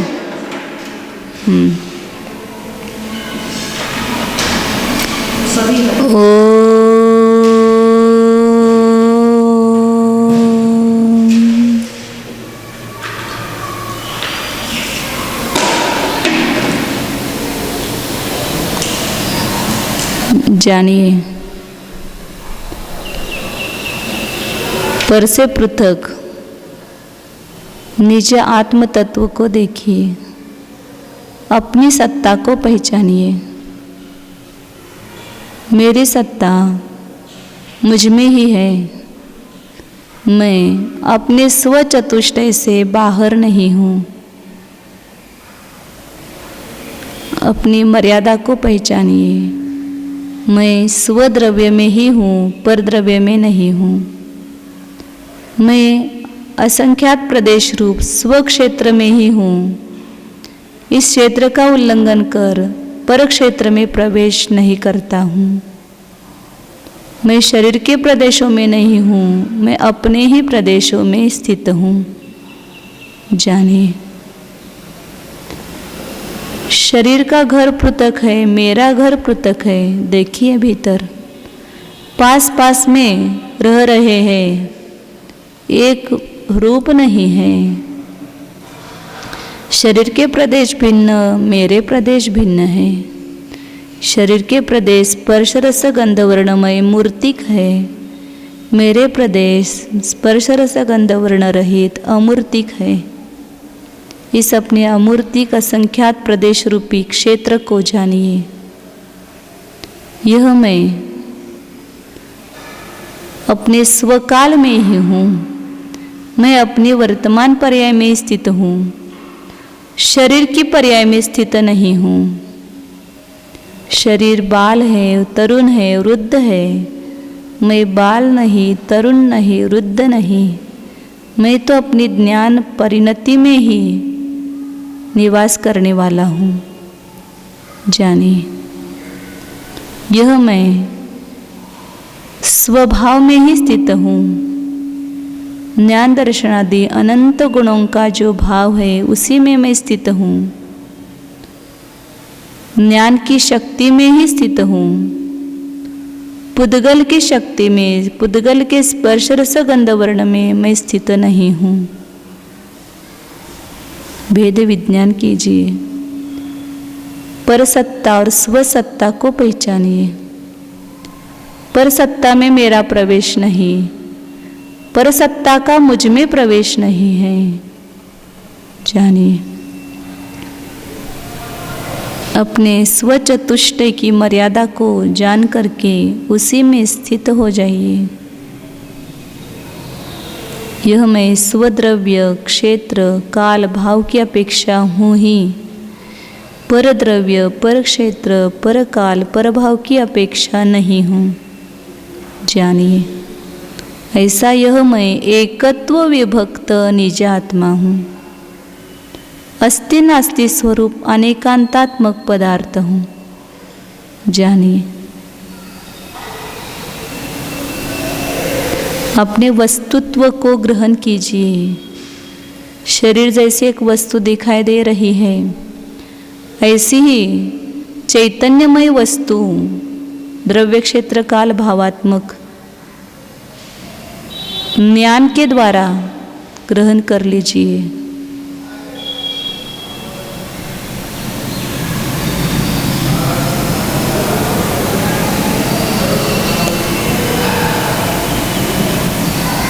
चैतन्य स्वरूप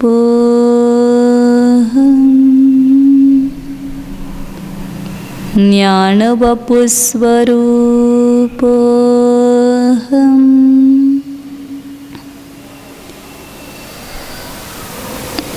ज्ञान सिंधु स्वरूप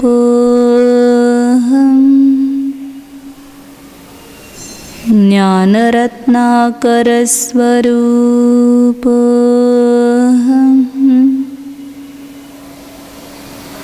ज्ञानानंद स्वरूप ओ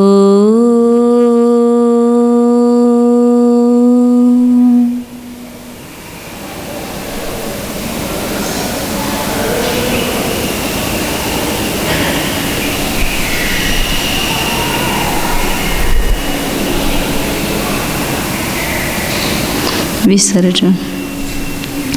नमो अरिहन्ताणं, नमो सिद्धाणं, नमो आयर्याणं, नमो वज्रायाणं, नमो लोये सव्वसाहूणं, नमो अरिहन्ताणं, नमो सिद्धाणं, नमो आयर्याणं, नमो वज्रायाणं, नमो लोये सव्वसाहूणं,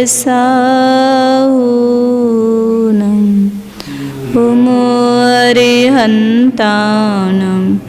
नमो सिद्धाणं, नमो आयर्याणं, नमो वज्रायाणं, नमो लोये सव्वसाहूणं।